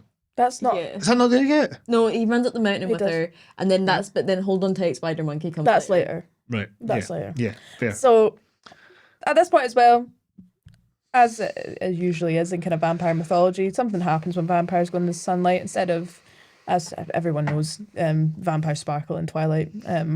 It's just like ridiculous. There's just no like consequences to this. People would, I think, at worst see that and be like, that's a bit weird, and that would be it. No one would give a fuck. Genuinely, Really. how funny would it be though? Everyone's such a freak in Forks anyway that if they were sparkling, everyone would just be like, yeah, glitter. Yeah, fair. cool. Yeah. I genuinely think though, Cav. I genuinely think though, how fucking funny would it have been though if instead of glittering they'd went, right, we're casting sexy Robert Pattinson, we're gonna get everyone, oh my god, this is the most, as you say, most beautiful man I've ever seen. How hilarious would it be if when he went into the sunlight he just became like this deformed vampire, like just big fucking prosthetics and just like, this is what I really look like. I would No, I love don't that. want that in my film. No, no, No, No. no. I would No, definitely it prefer would. that. It wouldn't work. I don't want him to have a kind of Pirates of the Caribbean, like turn into a skeleton in the moonlight bullshit. You sure you don't? I don't want him to have an No. Abby and Dorian Gray turning horrible and warty like anytime. No. Yeah, for context, that was in a play. Like, Well, I Dorian just referred to someone being Megan. Oh, I don't want them to do like an Abby. always want the warts. Wait, Okay. wait. Backtracking that. Like, also, I just love the idea, like, you know how they've got all these weird, like, Cullen family traditions that he just, like, drops into conversation. Like, oh, yeah, we play basketball when it's thundering. And, like, I'd love the idea if he's like, yeah, we never go out in the sun except for one week in June where we all go to Pride. Everyone just thinks we're covered in glare. Like, just participating in a Pride parade. But also, like, they are clearly in the sun. Oh, so all many times. The goddamn All time. the time, yeah. And There's like, even bits when it's just Bella and Edward in the sun together, like sitting in a meadow, and they don't Yeah, even bother especially their friends. animating the it last shot of the sparkles. film, the They give fucking up. last shot before the credits, and they just, I'm like, so many people watched this film before it made it into cinema. I know. Not one person went, he should be sparkling right now. What the fuck? Yeah, So- that's why I'd argue they're not as We polished. move on from this point. You've got they're just kind of like cutting about their love and life. She meets the Love and family. life. She meets the family. They're all fucking raging because they show up and Bella's already eaten because she already knows like vampires don't eat, they drink blood and stuff like that. And they start having a scrap about that. Which is hilarious because she's like, "Oh, Bella, we made you Italiano," because her name's Bella, so they think she's Italian, and she's already eaten. And Or does she not go mental? Rosalie breaks a plate. Me. Yeah. Just like everyone goes mental and she's like, so I think it's Rosalie's like, you know, the whole family will be implicated in this if this goes wrong. And then Bella's like, yeah, implicated as in I would become the meal. And then my for like God. a split second it turned into like a 90s sitcom. They're Yeah, all like, and then hilarious. We want to eat you so badly. So they move on from that. Then before we go like too far, I just want to point out one of my favorite bits of the film. And like when I was writing my notes, I was originally starting off with like film notes, and then it kind of devolves into like all the scribblings in my notepad are just like really specific notes about times I thought Edward was hot, and then I was like, I'm mortified that I've committed this to paper. Oh, So this was Go very on. late at night, and I was quite tired.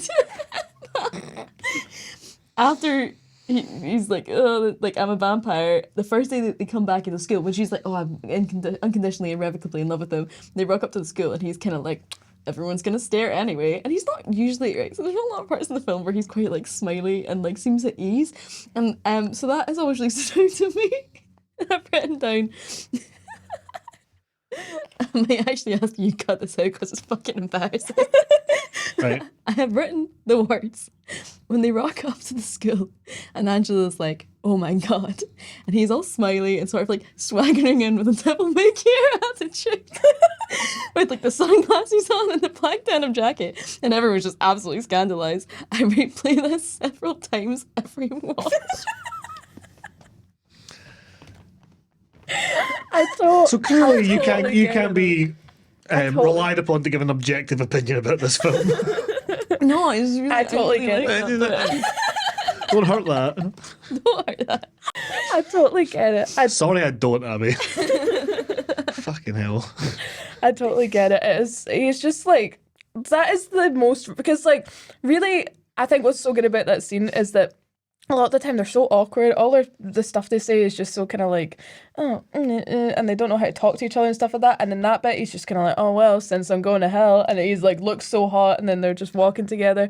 It's just like the best rizz he's got the entire film. He's got like he's never hotter than Yeah. more hot than he is I'd at that agree. point. I'd agree with that. I wouldn't agree with that. I'd agree with that. But I get why she'd replay it. Listen, I can I get empathise. it. I get it. Come on.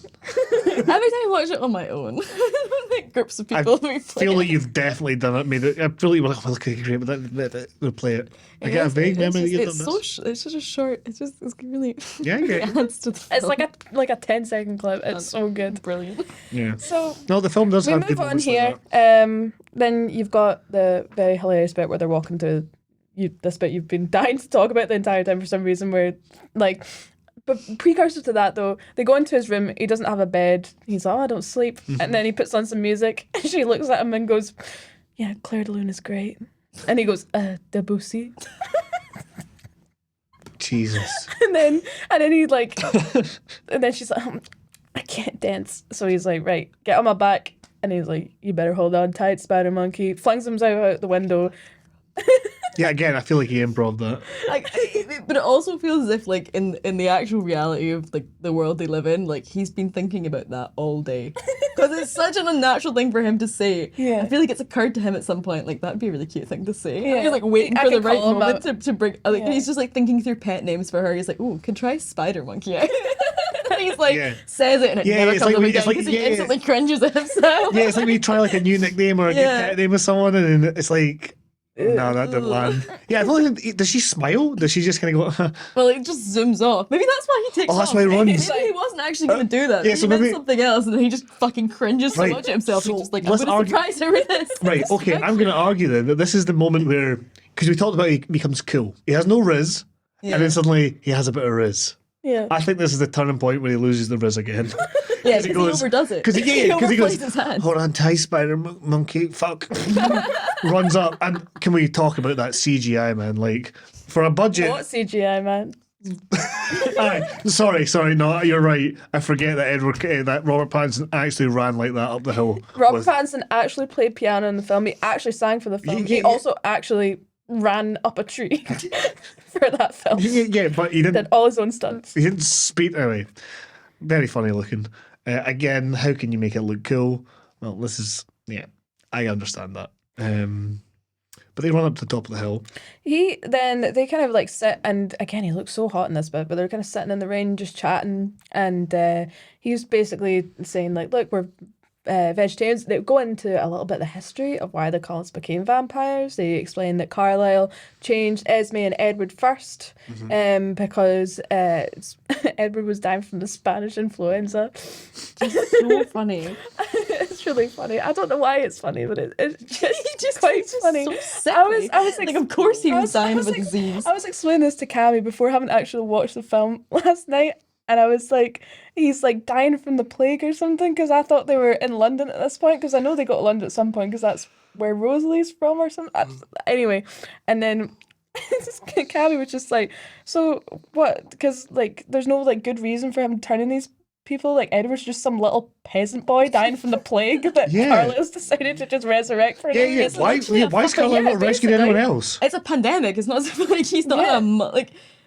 I don't know. I don't know why he chooses Is it Edward something as. to do with like Edward's mother made him promise? Or, I don't know. I feel like am I making In the this up? books, has it got something No, else? I think maybe. I think Yeah. yes. No, yes. Because it's like Yes, Liz. his parents are really rich, and his mother's like, please save my son, and then he inherits all of the family money when his parents die. Oh my and god, that's so why the Carlisle wasn't colony- doing it nicely. He was just going, oh, class. This will set us up for the future. It's an inherited wealth. Yeah, here. kind of. And no wonder they have this big open I think space. he also just designed like house. can't stop himself from like saving Wayne's basically. Clearly not. can. There's no one else from that time period cutting about with him. Well, Who else did he save from the flu? who else? Like, but he saves Jasper Maybe from the he- maybe Confederate he army. well, aye. Oh, I can't wait to get I into got that. one from each plague, Yeah. one from each disaster that we had. So, alright, they go into a wee bit about that. He explains that they're vegetarians. Essentially, they only eat animals, not people. Which is very lame. I'm sorry. No, it's not lame because you want to root for them, and you need to like do that. Also, you plot wise, you couldn't have them staying in such a small town if they were killing somebody No, like, but every The Right, population don't let them for kill. is 4,000 something. They can't be going eating folk. No, don't have to eat them all. Just take a little bit of blood. But I can't- that would turn but them then into that would turn them into vampires. vampires. Yeah, and then they would have to either have them in their clan or But just not have if, not rogue if you, not vampires if you, come about. not if you were like. I mean, he's a surgeon. What? He's a doctor. Draining people? Yeah, just cut away. You think Carlisle could get away with draining people? But they do As a like doctor, little bit. as a doctor, They do he have could get so much blood. They have blood in packs because that's what Bella has in the last one. But also, it's because of, like they can't need, have a they need little bit of fresh peop- blood. The thing is, they can't be eating people because then they won't have enough like resistance to not eating people, right? Yeah. When they are eating people, all they want is people. So they Okay. like if you know like at the end of the film, Bella's bleeding a lot. And stuff Yeah. like that. They probably would have all just chomped her if they'd had a little bit of human blood. But they're used to refraining from doing it by eating people, Yeah. by eating animals rather. So yeah, like because they're assimilating themselves into normal human life, they can't be just eating people because it would just make the whole thing a lot more difficult. Because then what happens when Jasper's in fucking Would be a lot- chemistry and wee Susie has a fucking paper cut? We know what happens in, Yeah, how's that not happened in before? number 2. Do you know when he goes mental and does that thing and leaps at her for cutting her finger? Yeah, how's that's that because- never happened That's at because school? That's because Bella's delicious though. And periods. And periods. Yeah, what's going on? They're literally just surrounded by food. We're not picking Twilight apart. I know, but What this is about. Yes, we what are. have we been doing this whole time? What are you talking about? We're not picking Twilight apart. I felt just Sorry, I don't. Yes, we are. we Excuse are, you. but we're not in that way. Oh, so you don't want to ruin it. You're trying. You're like. Wait, don't- you're not. Yeah, picking we're not plot picking- holes, yeah, just, we're not like, picking plot examining holes. funny. Yes. bits. We're not I'm picking glad we've plot holes. refined that now when we're about fucking 3/4 of the way through the plot. Yeah. So yeah. yes, okay. We've Clearly, established a bit of that they don't tension. eat people, right? So we know this now, okay? So we move on. You should eat people. And then, are we at the point now where they go and play baseball? Is this the point we're at? So before, one quick thing I want to say. There's a bit where Bella gets out of the car and Mike approaches and goes, "So, you and Cullen?" And she's like, "Yeah." And he's like, I hate it. He's just like, stop. Yeah, because has he not asked her out like just before, like a little bit before that as well? Want to go to the prom? Bella is literally paying him dust. Yeah, and then that's when we She's like, also I'm sorry, did you say something?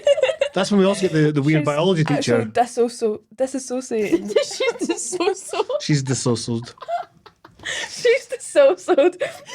Mike's like talking right at her. She's just like, What are you fucking What? saying, man? It's like when you're at a party and someone that you don't know and don't really want to know speaks to you, and you're like, what? like you in the taxi the other day when that guy was trying to say, "Is it let's stop here?" And Oh, you're yeah. just like, No, I Scared got of out of the them. taxi and he went, "Do you mind if I speak to somebody on the phone?" And I went, "Yeah." And mentally, I was like, "I'm not going to listen into this guy's conversation, to give him some privacy." And also, he's just established he's not talking to me. Because I got in and I said something. He's like, "Oh no, I'm on the phone. Do you mind if I stay on the phone?" I was like, "Yeah, sure."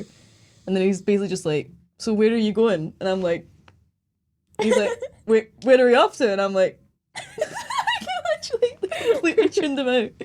Anyway, yeah. No, but no, just very quickly, since we're at that rough point, that biology teacher then has them drinking like fermented fucking. No, that was fucking ages That was ago. ages man. ago. before? That was But- way but- before. but is that not This right is- after? This is right after he saves her from the truck. Yeah, but is that not roughly when he says the no. thing about the prom? Is that not roughly at the same time? We've just jumped Yeah, we back. jumped a little bit, but yeah, okay, fair. We'll scratch that. Whatever. So yeah, now we've got they kind of whenever approaching the bit where they kind of go and play baseball. Obviously, The best scene in the film. the best scene in the film. So good. Like objectively, there's a lot of things I can criticize, and I have, and I still enjoy it. And I'll take the piss, and we'll criticize things, and I'll look at plot holes. But objectively, the baseball scene is like that perfect balance of this is ridiculous, and this is amazing. I want to. Soundtrack. Supermassive Black Hole by Muse. Such a And it's good like- choice. Like yeah, just the idea The Riz, of having everyone is risen.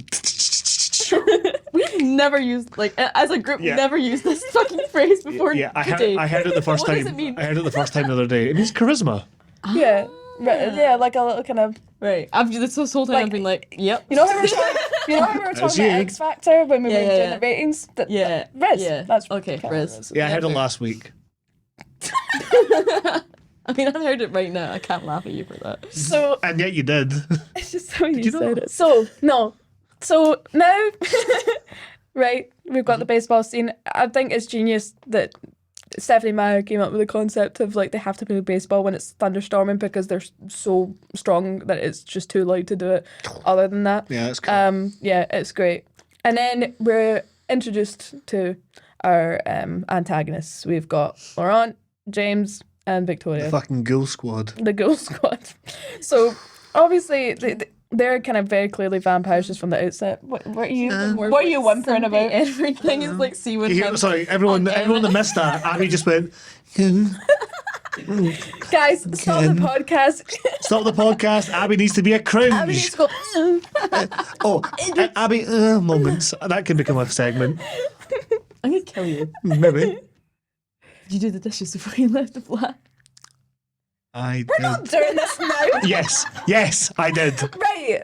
No. Right. Banned. Edward and Banned. Sorry, I fucking don't. What the fuck was that? Yeah, she just looked. I saw her mind thinking, I need to get back at him for.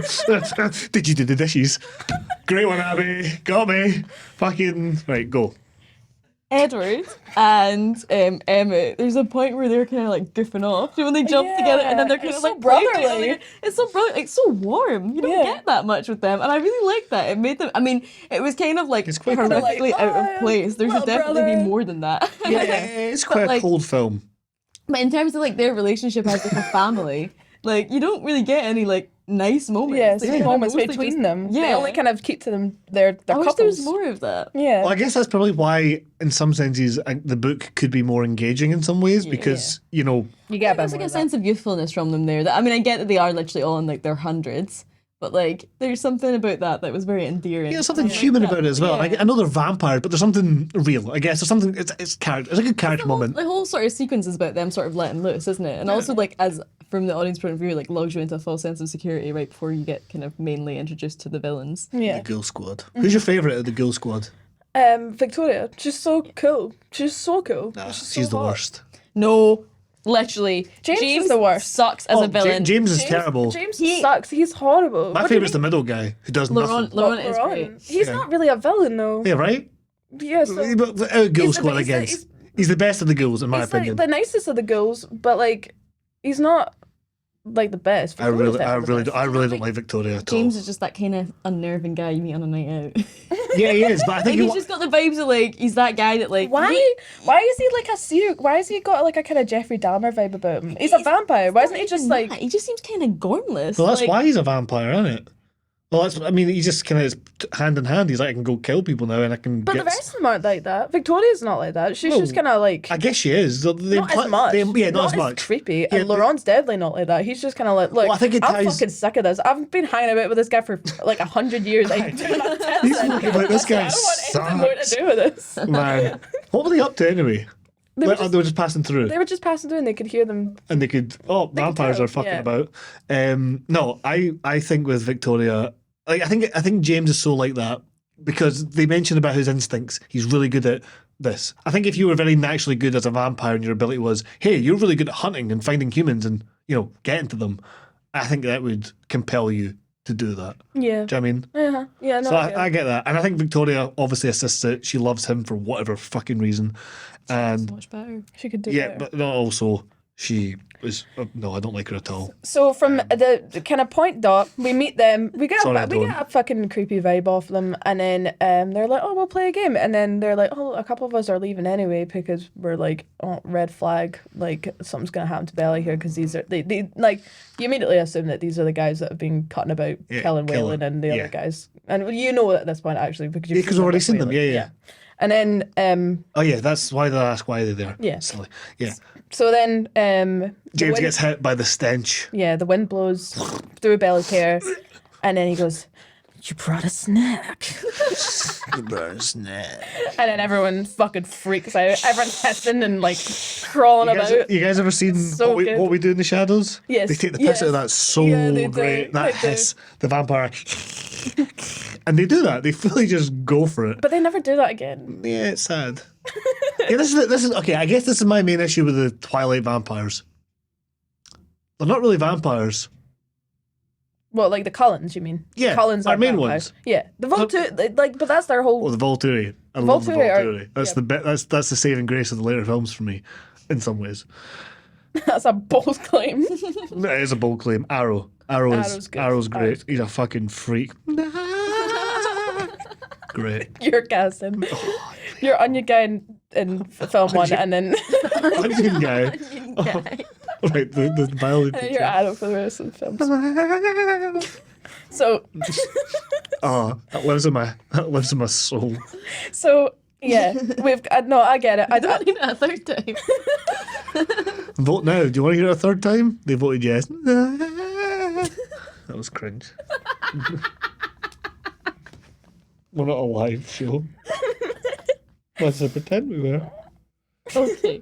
You know, you try and be I'm funny gonna in hope a nobody podcast. watches this just so that I can know in my own heart that you did that to absolutely no one. I hope someone does see it so they can be like, wow, only 50 folk have seen this, and Christ, man.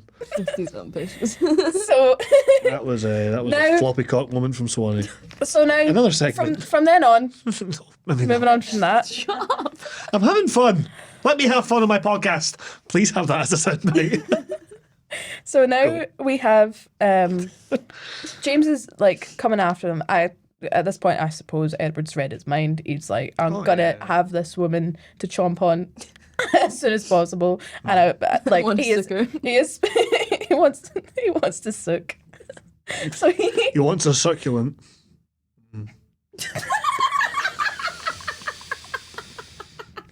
that was shite. That was 2 in a row. 2 in a row, 3. Don't know. I was counting. So we have I'm buoyed myself there. James is after them, right? Quick definition: to be buoyed means to be emasculated. For fuck's sake. So I'm getting carried away. Go. I'm just trying to lead it in the right direction. You're so right. You're 1,000% in the right here. And yet, I'm still speaking. And I'm still really wanting to explain what the term buoyed means. It means to be emasculated so thoroughly that you become a wee boy. And I'll be doing that quite a lot. This will become a recurring theme in our tour today. Go. Sorry, So I don't. James is after Bella now. He's seen the reaction of Edward on the field, and he's like, Oh, it's got his goat up. "Let's go, let's go up." He's like, "This is a challenge now. This isn't just a snack. This is like the whole meal." And Lizzo. Oh, God. so I'm so sorry. Get your The goat. person got your goat, not got your goat up. No, is it? You know, that really gets my goat. It doesn't get your goat up. Oh, that sounds like. All right. so she's like, "What is everyone coming after me now?" So Edward's driving her back. He's like, "I'm gonna take you to Canada." Right? Yeah. Because you'll be safe there. Yeah, She's across the like- border, great. She's like, "No, wait, hold on. What about Charlie?" He's like, "Doesn't matter." She's like, "Of course it does." And then you have the most heartbreaking thing. my And really, God. what I think must break Charlie. Yeah, that's what pushes past it. the point of breaking. Yeah. Where she goes in the house, she pretends to break up with Edward when she's on her way in. He's knocking on the door, she's packing all her stuff, and she knows that she needs to leave so that And James she needs to won't make go it real. after him, Yeah, right? she She needs needs to to make make it real. So she's like, "What do I say to him?" And Edward's like, "You're just like have to kind of, I don't know." Say He's something. very much the He guy. should- He's very much he the literally says like, "I'll be toxic at-" boyfriend. He's like, "I'll be at the Carry down car." your shite. Yeah, he's like, "I'll be at the car." Like, I want anything to do Yeah. with this. Fucking deal with him. So she goes I'll downstairs. punch him if he says it. She's basically like, you know, what am I gonna do? Like, eat steak and cobbler at the restaurant every Thursday and watch baseball on the flat screen? That's you. That's not me. And then he's like, "Oh, come on, I've just got you back." And then she's like, "Well, if I don't leave now, I'm just gonna be stuck here like Mom was." And his face. Oh, his face, his performance. It actually, yeah. Because, like, context wise, in our side plot, I think Charlie's been out. I think he's killed about 4 bears by this point. I think he's really getting to grips with mortality. I think he's really getting to grips with insanity as well. He's really teetering on this. He's drinking. He's keeping under wraps. He's lost his pals. Community's struggling. He's killed bears. There's blood in his hands. He's running out of shotgun bullets. Can't afford the shotgun bullets anymore. But he's going to keep going. And then suddenly, the only thing he's got going, Bella, Bella, Bella, Bella, Bella, and she just breaks his fucking heart. And you're right. It's a really good performance from that actor. I can't remember his name. That's a shocking thing that we didn't prepare because he's our favourite character. But he, genuinely quite emotional, and it's sad, and it's well done. Like a typical dad thing as well, where he's like, "Did he hurt you? No. Did he break up? I thought you liked him. You liked him a minute ago. What's going on? Why are you having this insane emotional reaction to this?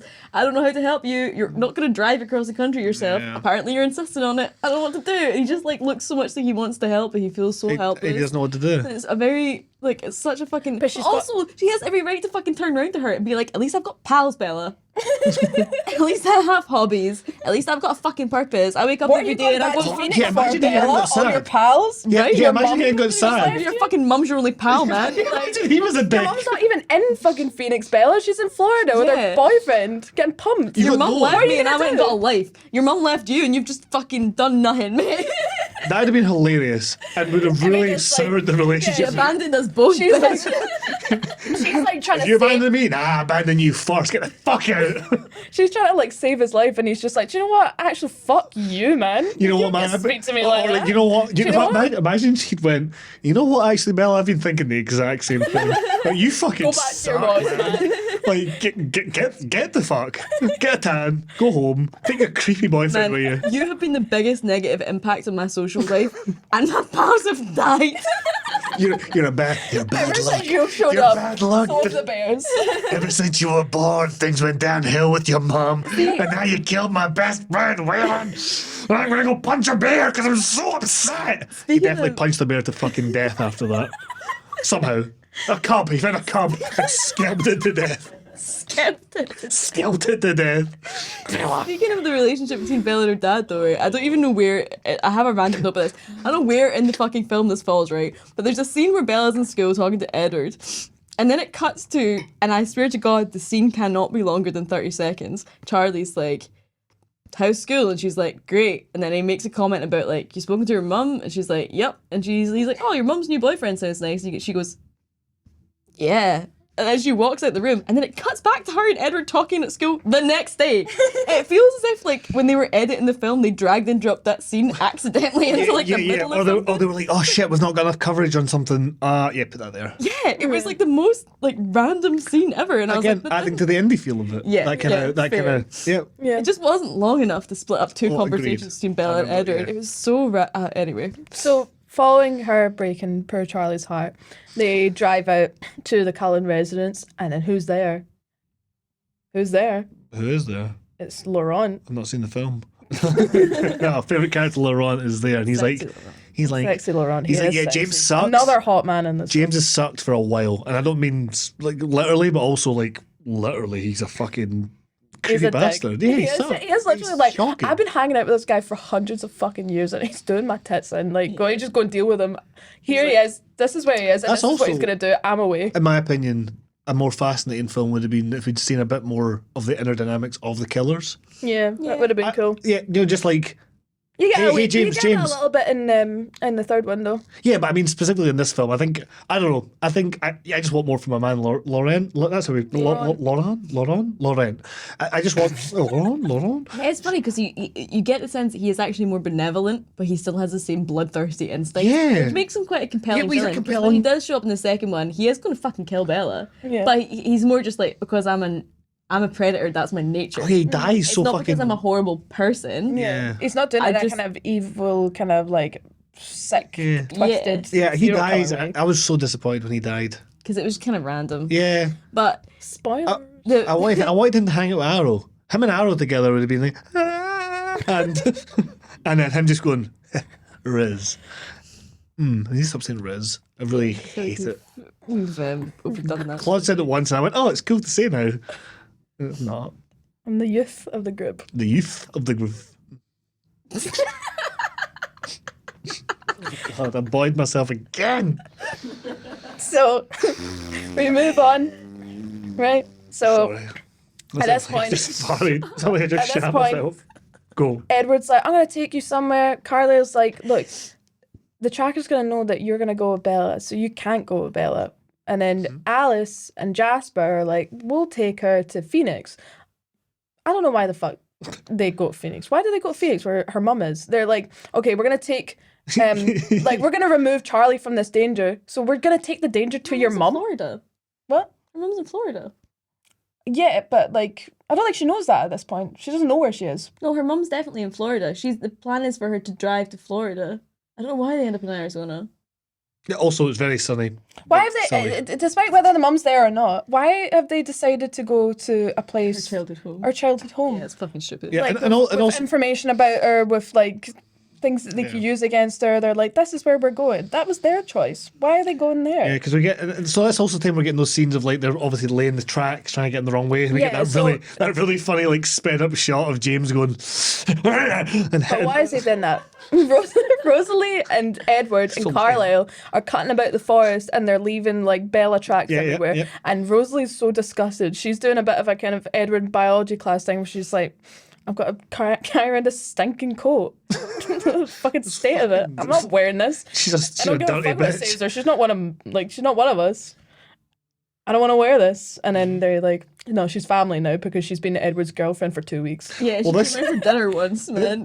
This is also a thing that they cover, like, right, very quickly. The end of the last film, when they do that little flashback of everything that's happened, everything they've been through, like, fuck all happens in that flashback because it's been like a month.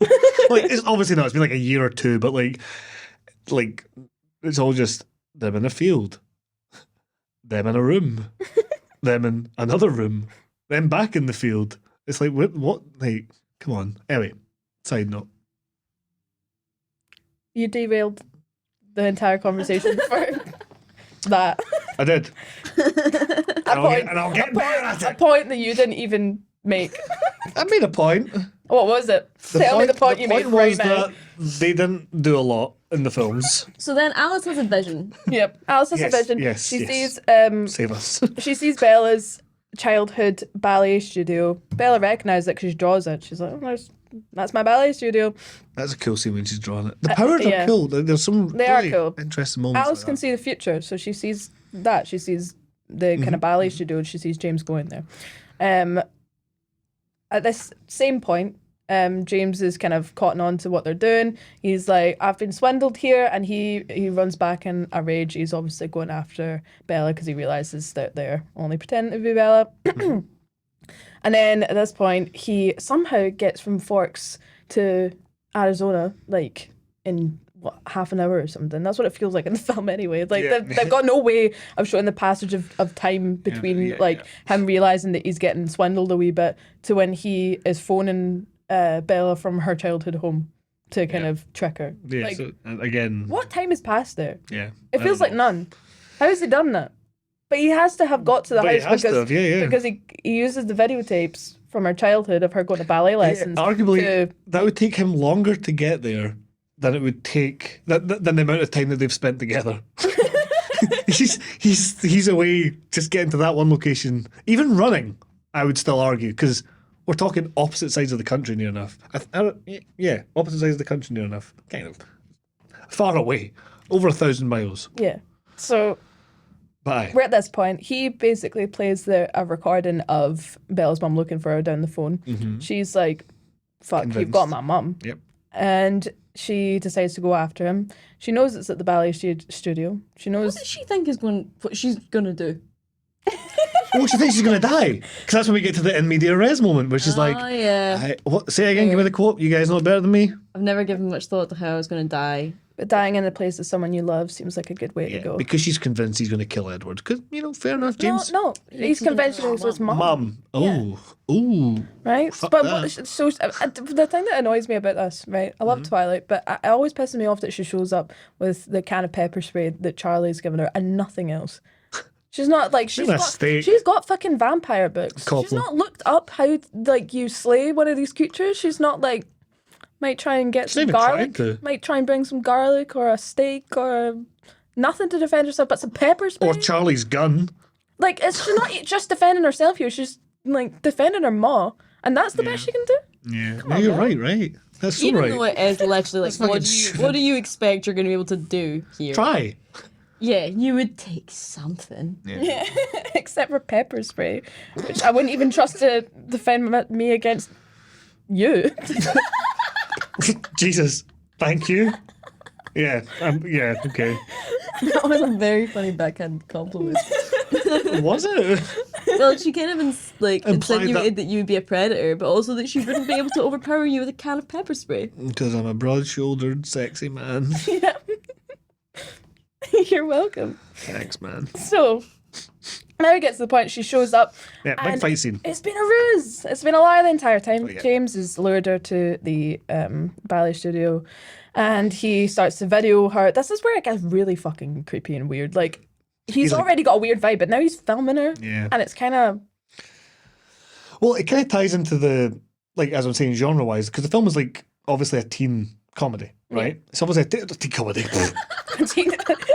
yeah. Erase that. Yeah. No, it's a teen drama, but it has horror and like kind of adventure elements to it as well. It's a thriller. It's a thriller, yeah. But the horror elements really come out there because like obviously him with the camera, that's very much stuff like, Peeping Tom, which is a film where a guy literally records people that he's going to kill. And it's like, again, they use some of these cool tropes from old horror films and old thrillers to good effect in that film. That's why I think it's a nice little genre mix-up. You've got some teen stuff. You've got they're meeting first love and all that. And then you've got like this overt horror stuff of it. Yeah. In my opinion, I think they could have lent more into the horror, but they do really well in that scene with it because that is quite creepy and disturbing. And this guy, look, we can hate James, but I think he is quite an effective villain for that first film. Yeah, it's really I just wish creepy. there was more of that sort of established him being creepy because he just seems like He their seems like- pal. Do you know what I mean? He just takes in this role of like they're kind of like their pal who just doesn't really say much, but he's just there, and you're like, Who, James? yeah. Yeah, no, Like, do you know what I mean? Like, he doesn't give me a menacing, like, he just seems like that guy who's so he just bland that you're not even, like, looking at him. yeah, like Do you know what's an excellent shot in that bit though? See when he's like filming her, and I think at this point he's thrown her once. I think that this is after she's pepper sprayed him, and then he like has chucked her, and she's like hit her head. at least she did. And At least she he's tried. like, he's kind of like At least she gave it a good shot. he's kind of like leaning over her, and he's filming her, but because of the way like it's nighttime, it's only moonlight coming in, and it's like backlit, That's a and nice his shot. eyes look black, Yeah, like completely very black. cool. It's so cool. It's so menacing and unnerving, and, again, it's only getting more of done. that. It's not done with any fucking stupid Yeah. special effects. Like it think they- just looks really unnerving and creepy. I think talking, that's a good thing with James. I think if we got a bit more of that earlier, like I was saying, we could have built up Laurent a little bit more. We could have had Victoria actually be a character in this film, and we could have James be built up as a threat. yeah. A little bit more, instead of just the weird biker who looks like he'd steal my bike and then maybe punch me. 'Cause that's what he's like. Yeah, Yeah, he's it's a kind bit of got like this sort of like British sort of. I'm a bad He's boy. like the Emmett of their group. Do you know what I mean? They don't really develop in him enough. It's like So true. yeah, he's just kind of like a there he parallel. is, and then like half of being menacing is an anticipation.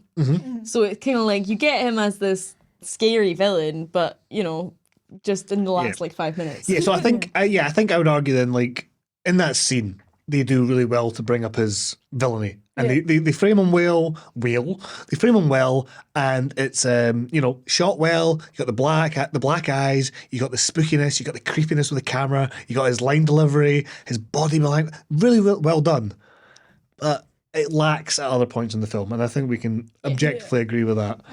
But in that scene, it's probably creepy. I think also having all the mirrors around. Yeah, there's all- the mirror stuff is. there's always so stuff I'm like- Setting, it's so atmospheric. Yeah, it's a very- He's so right. He's I wish so we right could have about- just had a bit more about the ballerina studio, to be honest. I wish. He's so right about like he's Bella's chosen only his hobby. stage well. Yeah, Bella's only Bella's fucking. only hobby. That's the only Fucking ballerina. that's the prequel.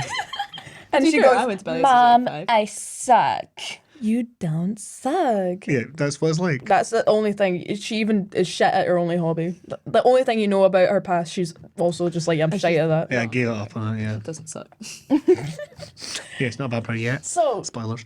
then Edward comes to the rescue. Yeah. Yay! She's got horrible injuries at this point. As soon as she hits her head on the pillar, it's fucking. Oh yeah, feel that it. crunch. Oh, it's awful. And then like he bites her.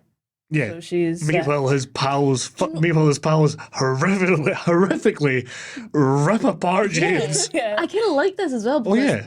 you were saying like the Cullens don't feel like vampires. They do, they are. They're kind of neutered in a sense because they're trying to be human and Yeah, not scare yeah. Bella off. But then like in this moment you kind of get a sense of like how much of a threat they actually, because I feel like she's very much like, oh, Yeah, fine. again, it was tied to what we said with James.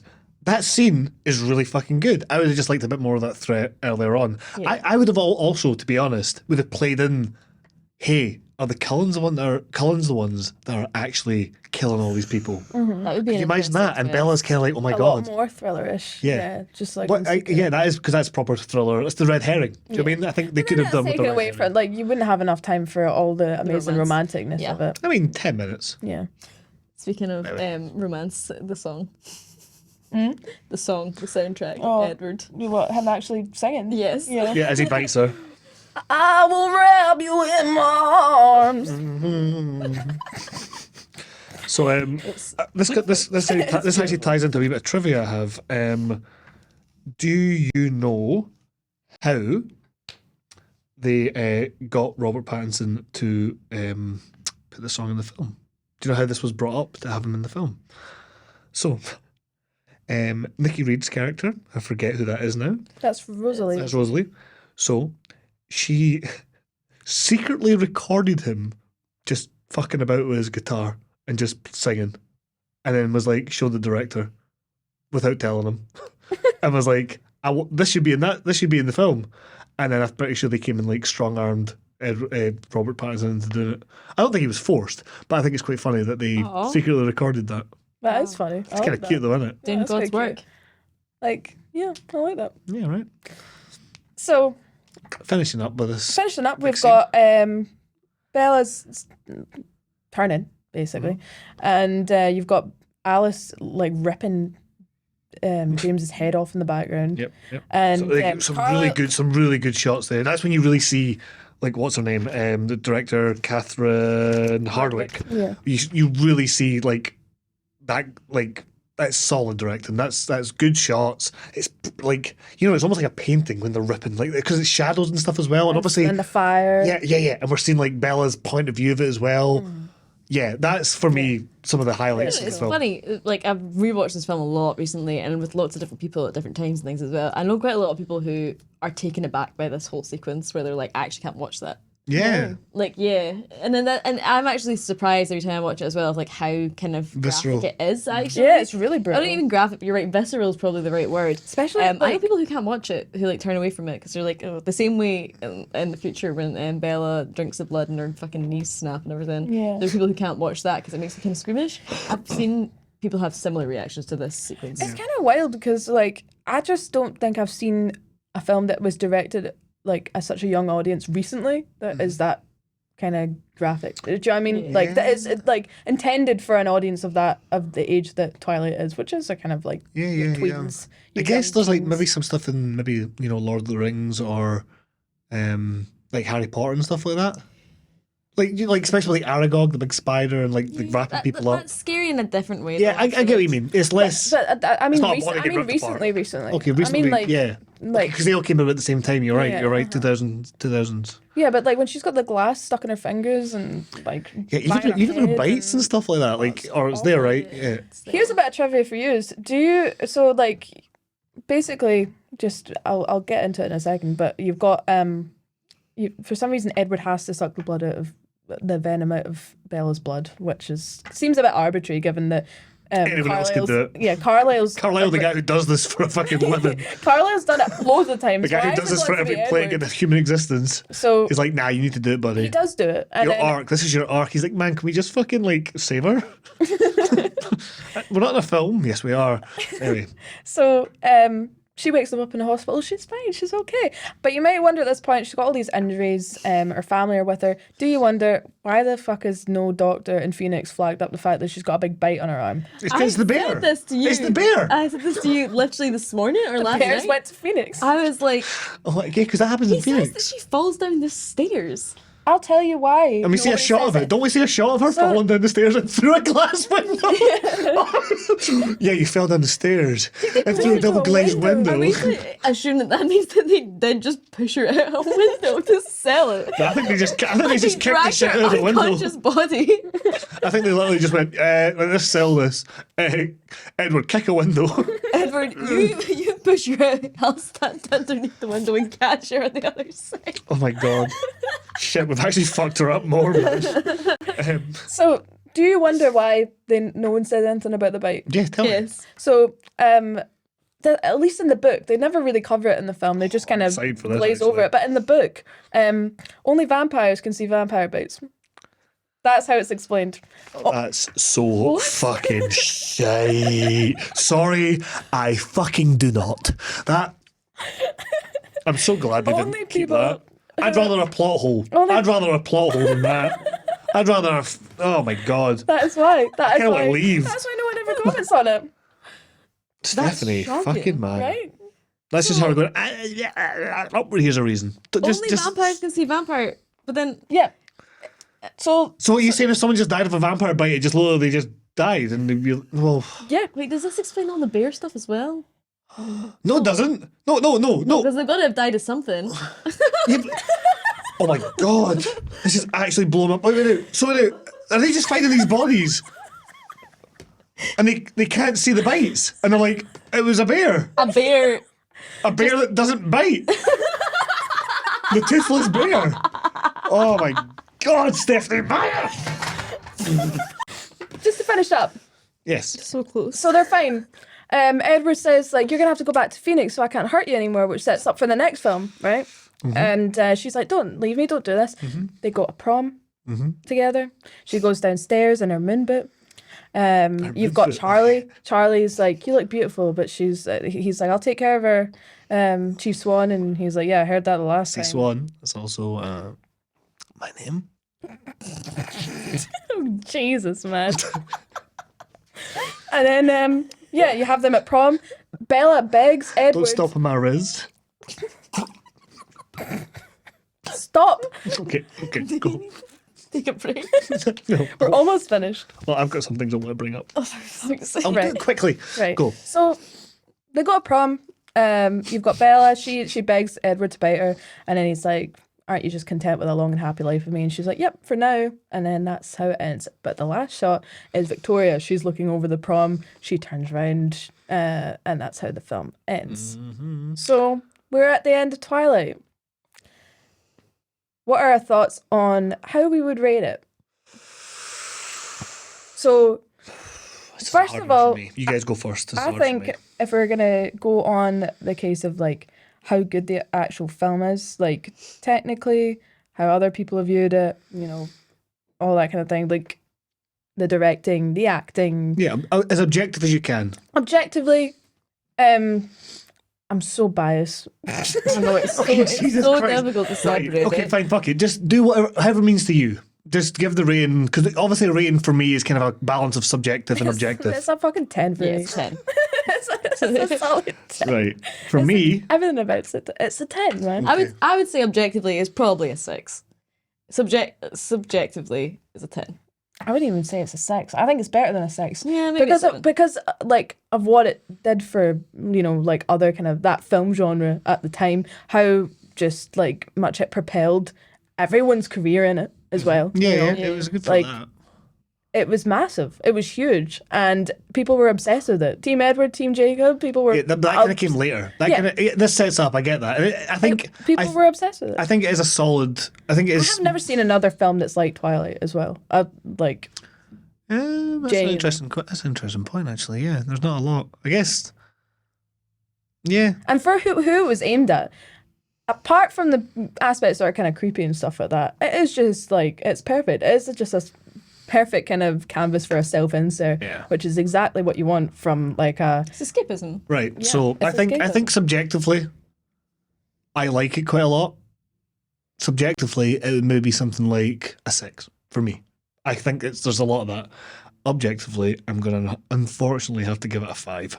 I think there are. Subjectively a 6 and objectively a 5. Yeah. There's not a huge amount of difference in There's that. not, but there is to me. Because a 6 is like, oh, and a 5 is like, And if it wasn't for enjoying watching it with you guys, enjoying watching my changing opinion of it, And also the riffing on the ridiculous. yeah, I feel like there's a lot of potential for that. Like, for example, Yeah. The Room is one of my favourite films. It adds the enjoyment Objectively, to that's a watching 1 out of 10, experience for but actually, sorry, no. Subjectively and objectively, The Room is a 10 out of 10. But no, the point I'm making is it's just, I think I get a lot more enjoyment watching it with people and discussing ideas. I think it propels a lot, but I think as a film for me, it's a 5 or a 6. Like, I'll be generous. Like, talking about it today has actually made me kind of, and watching it again, I was kind of like, yeah, I was kind of like, yeah, 5. But then when you can talk about it, there are some good things in it. But I can totally appreciate a different opinion on it. I just think there's not enough tension at points. We don't explore the villains enough. The cheesy lines are fucking Jesus. And then just some of the stuff's a bit. The vampires do feel a little bit teethless sometimes. Toothless. No, but no, I think maybe 5's too unfair. Maybe a 6. I don't know. I love how we don't won't quote be me. really decisive on this. Yeah, no. It's a hard 10. one. It's a hard one to rate. Its soundtrack is like so good. don't The really talk about vibes it. are incredible. Yeah, the way that it looks well, is let's do it that amazing. way It's so moody. Yeah. the acting is like, do you know when I've like it's obviously not great acting, right? But it works. For most people, but like it's also not like terrible acting. You're not like it's not taking you out of what you're watching. Do you know what I mean? It's not making you go, I'm watching actors doing something. You're sometimes just it's like, Kristen Stewart, but like you're just kind of like, what the fuck is going on? Why are they doing that like that? yeah, was this the Yeah. first take or the last take? You know how you know some people in life who are just like a bit kind of off kilter and Yeah. don't really speak your language, and you're like, what? How do they interpret reality? Yeah. This is how I feel like they do. Totally. You know what I mean? When you meet someone who's just like a little bit offbeat, I'm like, this is the lens through which we watch this film, and I feel like that's down to like the director and Stephanie Meyer and you know the general sort of Yeah, I think headspace of a 13. Because the thing is as well, like, see, for as much I'm like, oh, you know, it's great because we can put yourself in, you know, Bella's shoes, and there's that whole like escapism aspect to it. If I like, we discussed this maybe about a year ago when we watched Twilight. If we were to meet someone like Edward in real life, if someone says he likes me, I'm like, ugh, gross. yeah, if it was Edward. You know what I mean? But it's not. It's more 'Cause it's like even fantasy. if Edward was real, I would be disgusted by him. But there is just this kind of like, Well, there's a it's disconnect. It's a story, and it's you're self-indulgent, and Yeah. it's a like, fantasy. yeah, It is. Yeah. it's ridiculous. All of it's ridiculous. The fact that it brings something out in me that is not something I even identify myself as being, which is like that's kind of like romantic, like desperate for yeah. Edward's attention kind of person. I'm like, all of it just exists in this little like capsule of like, I don't get this, but I love it.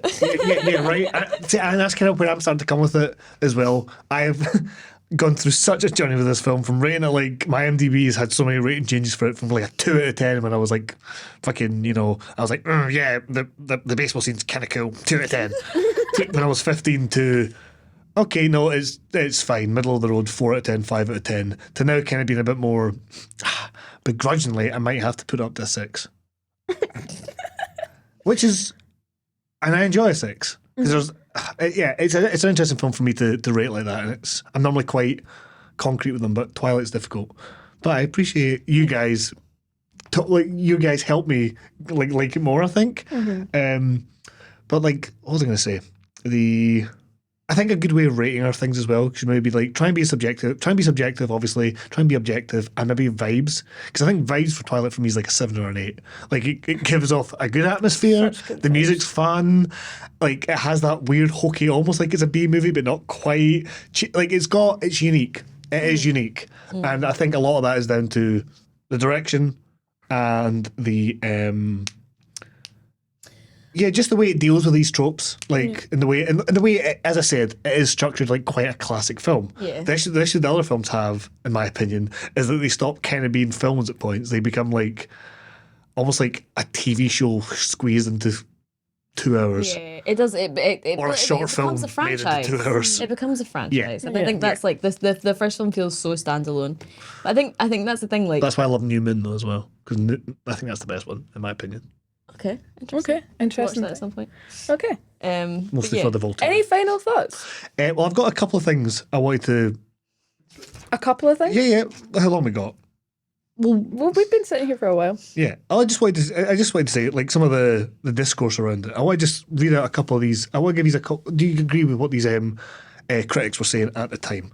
So the critical response when it kind of came out was kind of mixed, right? Like some people really loved it, fans loved it, and a lot of people didn't. So there was one that was said by but this is basically the kind of, on Rotten Tomatoes, they obviously compile everything, and just the tagline that they have for the Twilight one, I think you guys will be very upset with this quote. Having lost much of its bite transitioning to the big screen, Twilight will please its devoted fans but do little for the uninitiated. Do we think that's true? I'm gonna say The uninitiated. So people that don't know people who haven't Twilight, read the book. people that haven't read the books, will they enjoy it? Yes. I think I enjoyed it more having forgotten the books. Yeah. So like that, I think because when I saw that on Rotten Tomatoes, I was like, fucking hell! Like, not even like one person said this. This is like the general consensus Rotten Tomatoes says about the film. That's I weird, don't think 'cause that's true. Like normally, No. Because I like it. I How can you watched have the that first opinion? film. I watched the first film and then I went and read all the books. Right. Yeah. There when you go. I was a kid. also- and then I kind of fell in love with it, you know? Like, I started watching the films as they were coming out from New Moon onwards. Yeah. Bizarre, right? you've either read the book or you haven't. So Yeah. how can you speak to the experiences of both people? Good point. That's very good point. Yeah, very good point. So, and you have anything else you want to say about that? No, it doesn't make me angry. I just think it's a kind of nonsense opinion. Yeah, I agreed. I thought it was I thought it was a good one to open with. But it does seem like the critical response has kind of softened a little bit. Mm-hmm. I think you can also see it with, again, through my own story of how I've enjoyed it, is like people are starting to embrace it for what it is. Do you know what I mean? Especially in contrast to the more up and down sequels, in my opinion, and a lot of other people's opinions as well. Especially part one, The Breaking Dawn. On that, I think it's interesting because a lot of things that are appreciated that are like a teen thing. So like look at Buffy the Vampire Slayer. It's like Yes. a really popular academic text now looking at postmodern feminism and things. But like if you think about it, it makes sense because the girls, like teenage girls who watch it at the time when they're teenage girls, they one find it harder to articulate why they enjoy something, and two are not going to be listened to anyway. But then grow up to be, you know, in their early 20s and to have this sort of like vocabulary to explain in a way that people are going to listen to why they think it's of merit. Yeah. And then the opinion does change. Yeah. And I think you see that again and again and again. So another quote from this is from Critics at Large, which is like a online, they do daily kind of takes on different media. This guy CJ Shu, which is a fun name, says, and I want to see what your opinion on this is. He gives a bit more of a.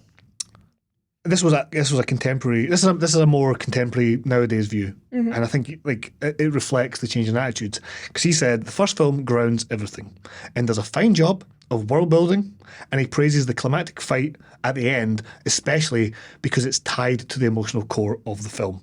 Like we're very much tied to the emotional. It's Bella and her emotions towards Edward and towards her family. Like those are things that are kind of quite firmly done. And the desire of him wanting to save her but not wanting to suck her blood. Yeah, because other films, the climax of the last one doesn't quite have the same emotional core as that. And I think he's right, in my opinion. Sorry, I should The have asked you climax guys is first. sometimes not the fight. Yeah. I would say especially in Eclipse, because the climax feels Fuck like it's the Eclipse. moment between. I think it has merit. The moment between Jacob and Edward and the kind of the love triangle is the focus of that film, and then the fight with Victoria feels like an afterthought. Yeah, it does. It does, yeah. Okay, another one. Richard Propes, I didn't write that right. Richard from the independentcritic.com says, this film is critic proof. What do we think on that statement? Oh, I can like that. I like actually. that. It is critical. In some ways, I kind of feel that too, because I am more of a wanker when it comes to films like that. Yeah. I'll be a bit more, no, this is a 7 out of 10 because of this, and 7 out of 10. But I find it difficult with Twilight because it's the two halves of me going, like, this is a bit, in my opinion, a little bit crap at points, but it's also so different, endearing, and kind of just, And it's not an for experience. you. And well, that's what I'm going to get into another it's quote just, here. it's just really good. That's a good point of critic proof, because I think that I don't think anybody genuinely who loves Twilight, like especially as much as I do, watches it and is like, no, this is like really well acted. This is like a fucking Christopher Nolan film. This is incredible. Nobody's actually thinking like that. I know. But I also don't genuinely think it's like cringy and embarrassing and mortifying. I genuinely do absolutely love it, but I also can see that it's just that it lacks I struggle something. sometimes, but I appreciate I that feel like view. it doesn't, like, by lacking things, it doesn't. I can't imagine it any other way, I think, is how I would describe See, that. I can, feeling. and I guess that's maybe why I don't rate it as highly, which makes sense. I think the thing is as well, like thinking that films have to be believable is an entirely new way to criticize films. Cinema sins, boo. Yeah. Stupid. And like that stuff. this is the thing, like I think like, you know, if you were to look at like old sort of art house films and like new waves of this kind of style of cinema or that kind of style of cinema, you wouldn't look at a film where someone awkwardly like mumbles into themselves and sort of shuffles off at being like, that makes this a terrible film, because I don't understand that choice. There's loads of like fucking more abstract, more kind of like avant-garde filmmaking styles. I'm not trying to say that that is what Twilight is. No, but I think if you pick it apart and dips you look into at those things. moments and go, that bit of dialogue's clunky or that bit was poorly acted. I mean, we were really into David Lynch stuff. Yeah. And there's fucking so many moments in that where you're like, what a cheesy line to be inserted into this, and it's out of context. I don't think it's as deliberate in Twilight. I'm not trying to argue that this that's is like all a I'd say. Lynchian film. No. But all I mean is like when you actually try to pick apart individual moments and go, that makes this a bad film, you can't really say that because that alone is not Yeah, what... and also films shouldn't be. If a film is completely like all honed in with its logic and everything's all tight, then you get a Marvel film, and they're just a bit bland. I think as well my that now that Twilight has so much notoriety and it's so iconic, that to kind of criticize parts of it takes away from what it is, and that's what I'm kind of trying to say when I say I Yes. can't imagine it in another way, because there are like lines like the "you better hold on tight, spider monkey" thing, which are But such they're a throwaway iconic. thing when it was at the time, but now it's so iconic Yeah. that if you took it away, it just wouldn't be Twilight anymore. I think So- there's like the one thing that really there's a bit where he's like, I could kill you, and she goes, it does not matter.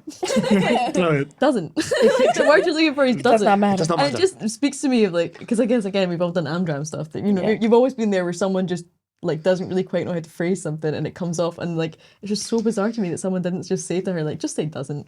Okay, so just two more quotes really quickly. Really famous one that you've Yeah. probably all heard, and it's going to link into the last one, which will bring it back. Stephen King. Do you guys remember Stephen King, what his opinion on Twilight was? No. So, Stephen King, a few years after it came out, this is in the middle of when people were hating on it, and the internet was really hating on it. Stephen King tweeted saying, basically comparing it unfavorably to Harry Potter. He said, Harry Potter is about learning the truth of your nature, identity, friendships, and magic. Twilight is about how good it is to have a boyfriend. What do you think on that? I wouldn't say that not Twilight, sorry, I wouldn't say that Harry Potter encapsulates many of those things. Yeah, I've paraphrased that a little bit. He basically was implying that there's a lot more to Harry Potter than there is to Twilight. I wouldn't agree with that.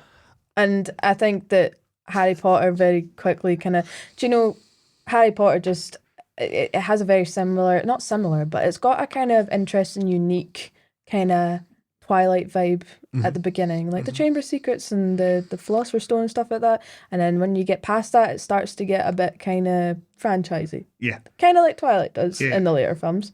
I don't think they're all that dissimilar, to be honest. No, there's a lot of similarities there. I was going to say, well, my opinion is completely different. I think they're not comparable because people now see Harry Potter as a series for like young adults into adulthood because it's become something that adults have not wanted to let go of. But initially, and I guess what he's referring to in terms of friendship and overcoming adversity and all that sort of stuff, that's what the first sort of books are about. They're aimed at children.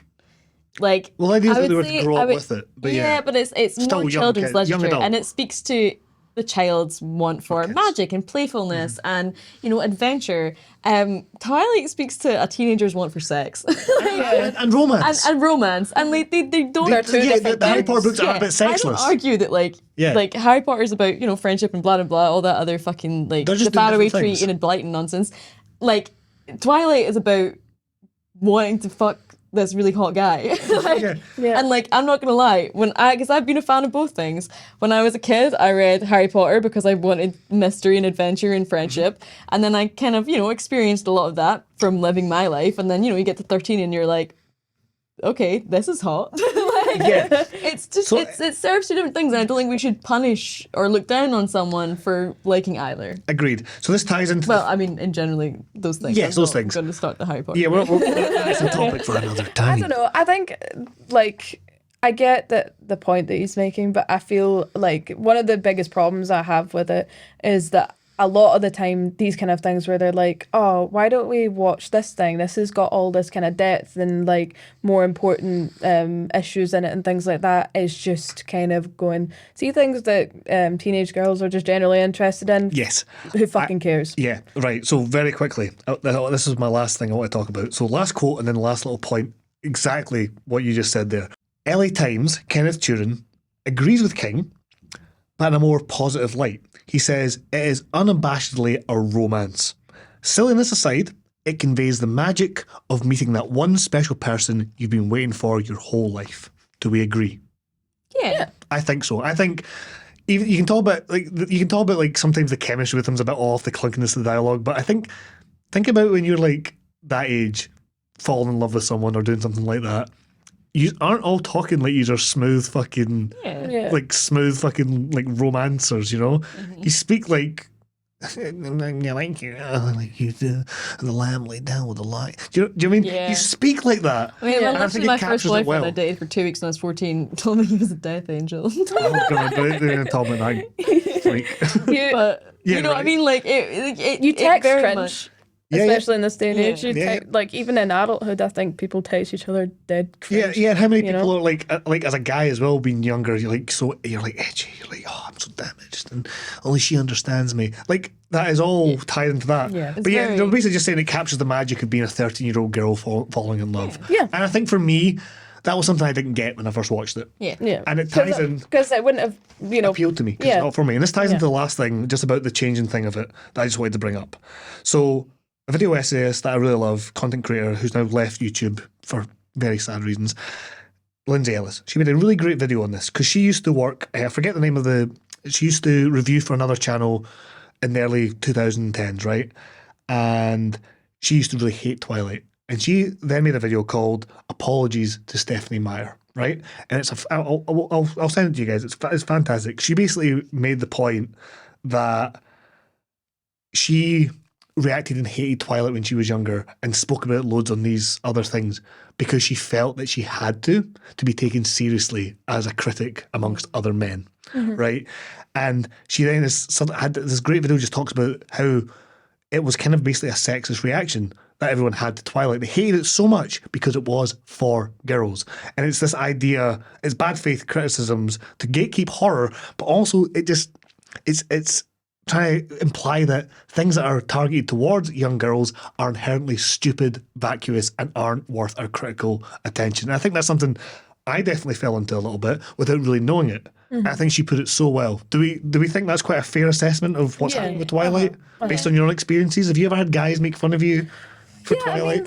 I mean, like I say, I've always loved it, but I've always kind of like, not to kind of speak like I'm up my own arse or anything, but I think that I've always, even when I was a kid, not really kind of played into the whole like everybody likes this thing and everybody likes making fun of this thing, so I'm going to do it as well. I've always just kind of done my own thing and felt a wee bit outcast because I've like, I was an emo when I was younger, like that played I think like in I Twilight. think we all identified with that at some point. Yeah, and I'm valid.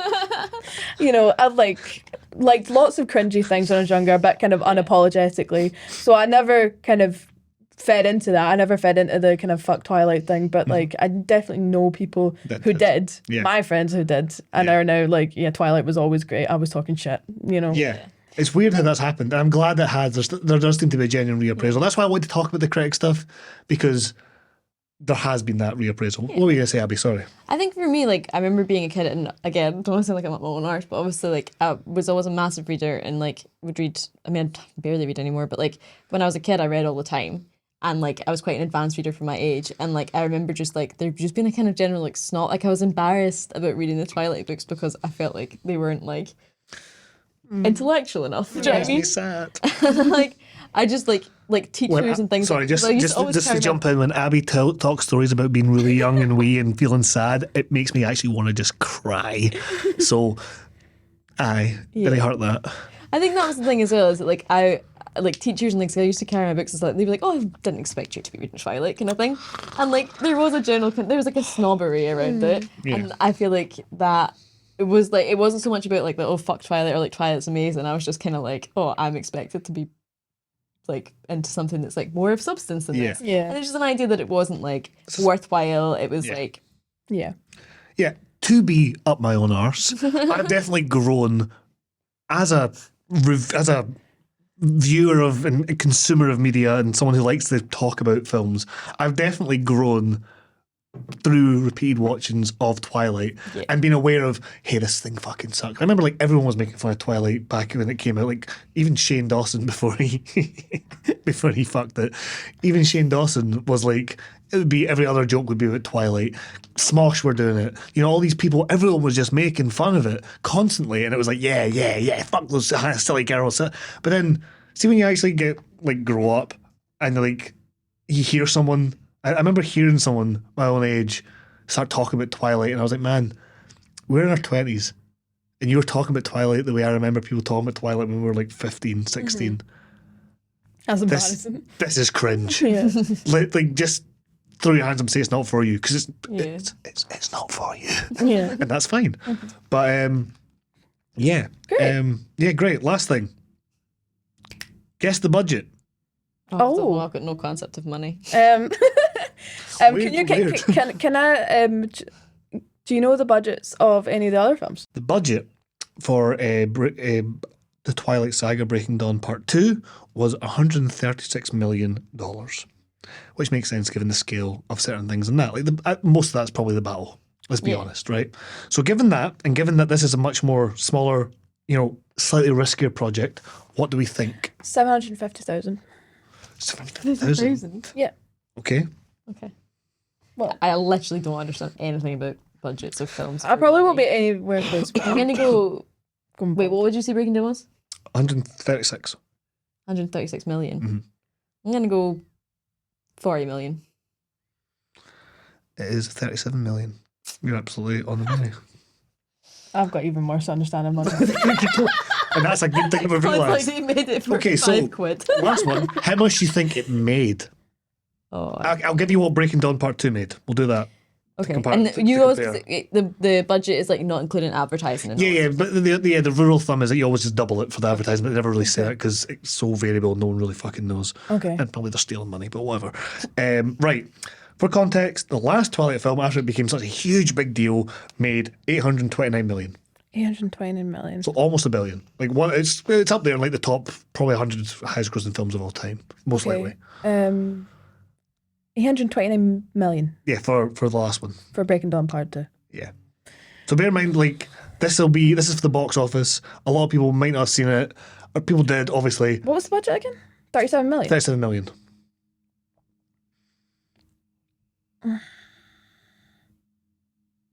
$37 million.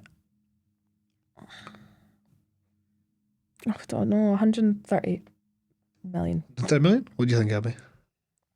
I'm gonna go 200 million. Okay. 400 million. That's how much it made, which is quite. That's like almost like it's a 10-time return on investment for that. That's Good crazy. bang for your Well, buck. investment. yeah. Good bang for your buck. Yeah, that's all the kind of questions. Do I have any more? Also, just this is a complete random aside, but someone tried to convince me once that Robert Pattinson and Kristen Stewart didn't really go out. Well, Right. most people think that. Yeah, they I guess because definitely she's did. like But I think that's pretty openly a lesbian now, or bi. I don't know, but Yeah. basically she's been with women mostly since not Yeah. Robert Pattinson. everyone thought it was a publicity stunt, which I can see. I can Yeah, see. yeah. People do that shit all the time. I know, but Nah. I love I that. don't like that. Sorry, I don't. Please let them be They together. were so hot together. Right, question. Like, okay. Are we finishing up? Yeah. This last, since you said that, you remind me of another thing I had. What would you think? What was the scene? So Kristen Stewart got cast first. Mm-hmm. Robert Pattinson flew out to London to audition for, yeah, right, across the ocean. He came over to audition at Catherine Hardwicke's house, right? Yeah. What scene was their testing chemistry scene? The biology scene, I would guess. Anaphase. Is it the one where he comes to her room at night and oh my god, we didn't even talk about the time they kissed for the first time. Yeah, it was so Fucking hot. hot. It was so hot. Oh, And then I actually at one point did come to my head and I was like, that's pretty much all I've got to say on it. So. bear in mind, you want to. This is Oh, yeah, it's a dialogue scene. Yeah, okay. It will be a dialogue scene.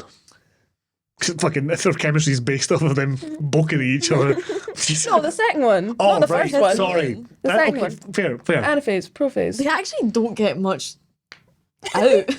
Yeah. Like dialogue wise. Okay, what is it? It's the meadow scene. And like when they're lying in the meadow together. And then that Did they say anything to each other? I don't know, really. I think What, when? So what did you say it's a dialogue thing? I Well, I think not. Yeah, I might Which be, meadow scene? There's like 2 different meadow scenes. I think it was both because the idea was that she wanted to see if they looked right together. And do you know where they filmed it? They did it. They performed it on Catherine Hardwicke's own bed. Ooh. Yeah, it's like, hey, so meet this creepy. guy. Oh, Right. So like at least they filmed it. I just had this image of her making them lie on the ground and her just being like standing above. I think that's what they did. I think that's what they did. Hilarious. Okay. Right. Okay. I think we need to finish up. Yeah, this yeah. episode. I think that's good. So, thank you all for watching. I hope you enjoyed our first episode of the Sorry I Don't podcast, and we'll see you next week with another film which we haven't decided on yet. So, see you then. Thanks, everyone. Bye. Bye. Actually, the cameras.